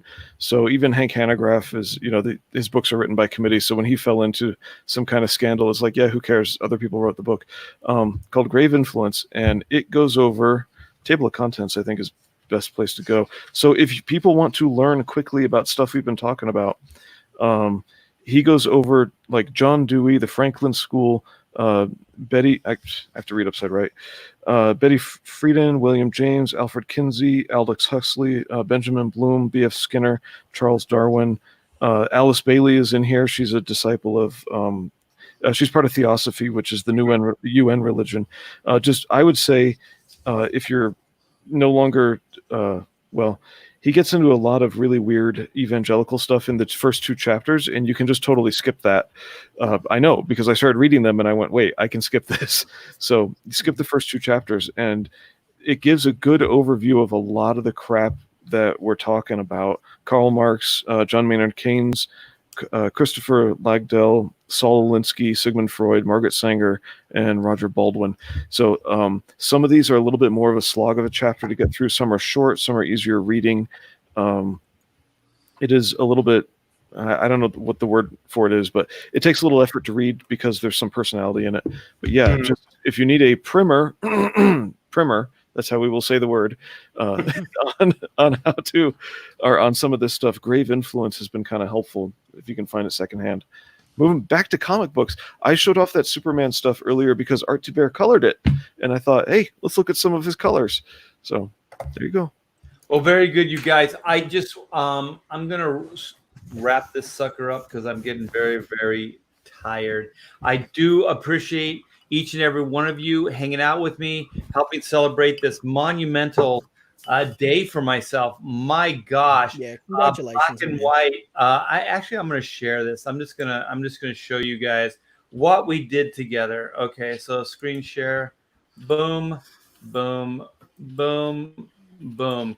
So thank you so very much. Black and White launched 30 days ago. We ended tonight at 37,944 K. That is monumental. I thought maybe this campaign at best would do 10,000. So you guys, congratulations. Old man's expectations. I appreciate that. 646 backers in 30 days. You guys are the best. Thank you so very much. Black and White Volume 2 is going to kick all ass, and we are going to be launching that very soon. So I want to thank each and every one of you for supporting and backing. And I want to thank Liam. I want to thank Joe. I want to thank Blue Samurai. I want to thank Smiling Bandito and Michael Bancroft for coming in and hanging out and making it such a monumental occasion for myself. Well, it's huge. This was going to happen. It's great. It's great that you're doing this. I want to see you keep doing better. People, and if you haven't, definitely check out Art's history. Realize that this isn't just some guy popping in that did some inks. Like, Art is an industry legend. Go look him up on Comic Vine. Look into what this guy's done. He has a lot to bring, and the product you're going to get from in Black and White is going to be a great experience. It's going to be a great read. So, well, and I'd say that Art is just a rising star. I mean, it's just we've only seen the beginning of his career. We're going to see the best from him from here on out as he gets to do his own projects. And I have to, tip my hat and my glass to thank you for giving me such a great example of what to do in Comicsgate. So thank you very much for being so good to Comicsgate, to the fans. Thank you. I really do think my career right now is like it's just starting. Like I feel like being in this arena, the fire has just been ignited. So I have all kinds of ideas, new things I would like to do with you guys. We'll get him eating. We'll get him eating a stick of butter before his next. You got to close out on none of your business. It's not going to happen. There's not going to be no stick of butter. I don't care how charismatic we'll you see. are. We'll you're not going to see. We'll see. You put pressure on people for 20 years, you said, and no one took a stick of butter. Let's see what happens with your next book. Okay, I agree with I'm gonna throw some money down. There's no way you can get me to eat a stick of butter, and drink a whole bottle of NyQuil, and do some breakdancing. Well, hey, I'm not gonna push the. I'm not a murderer. I'm not gonna push the NyQuil on people. I don't know who would be so irresponsible. So the stick of butter. I bet you that we can get you to do the stick of butter. We'll see. I bet the Comicsgate has the dollary dues to get you down in that stick of butter and smiling about it. You know what? Right now I'm thinking, what would it take to get me to eat a stick of butter? And I can't think of one single thing. Yeah. 6 figures young lady does not mean that you're gonna buy a stick of butter. I'll tell you right now, Smiling Bandito, motivated by just money alone, that's a young man's game. I'm not. Yeah. It's gonna have to be more than that. Yeah, I'm gonna get my team on it. I'm gonna get my experts. We're gonna start figuring out how we're gonna make this happen. I want to see you sitting there with a stick of butter in your hand, going, "Fuck you, Liam." So if I'm hearing you right, what you want to see me do is eat a stick of butter, probably on somebody's YouTube stream. Yep. And then puke, right? That's what you want. I mean, you don't need to puke. I mean, if you're a man, you'd hold it in, but we official that. I just want that. I want that shining moment where Art2Bear is looking at the camera with a stick of butter. He just takes a bite about it, and he just looks at me with sheer contempt. That's That would just make my day. That would just... Mark C cannot help himself. He loves you so much. And I do appreciate it. Elvis was a bigger fan of Captain Marvel Jr. That's what defined the. I did not know that. It's interesting. Wow, that's pretty damn cool, man. I had no idea. The collar and all that stuff.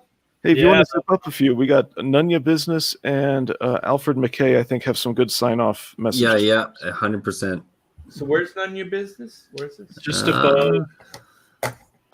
Go like up here? 5. Is this it? Yeah. Yeah, that's the one. Don't worry, Art. You'll get there someday. Yeah, and then down a couple to Alfred McKay. Nah, I don't know, man. I don't. No, Alfred McKay is predicting your success with Black and White 2. Okay, here, this is good. Yeah, the best is yet to come. I do agree, and there are styles that I have not shared with anybody. There are ideas that I have not put out yet. That's I'm fantastic. just hoping that you guys can keep supporting these things, and I can keep moving forward, because that is the plan. And the plan is I do not want to look back.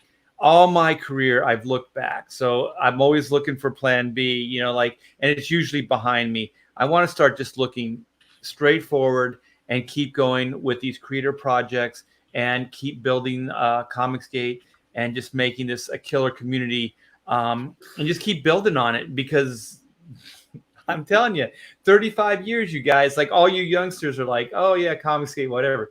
No. This has never happened before. This is a major shift to get this many people in agreement, sharing platforms, speaking out on each other's behalf. This shit has never happened in this industry, and this is once in a lifetime. And I do appreciate every damn minute I'm here. So I do appreciate that. And thanks, guys, for supporting me. And thanks to everybody in the chat that's been around. And thanks to, like I said, all you guys, Joe. So what you're saying is that Comicsgate is the stick of butter of the comic book. It's something that people Why? It's something that people talk about for 20 years, but now it's happening.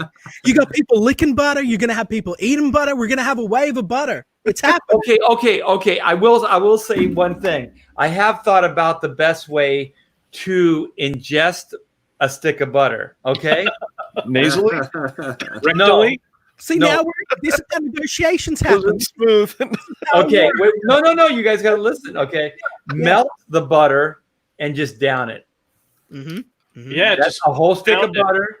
I think you can get it down quickly with minimum regurgitation.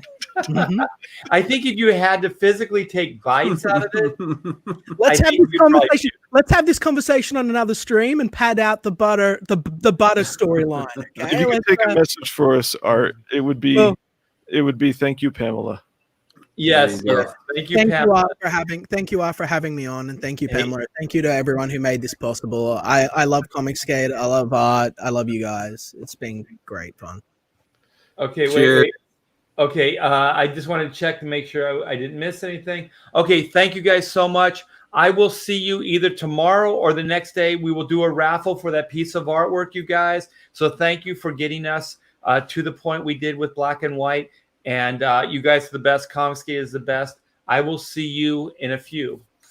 Take care.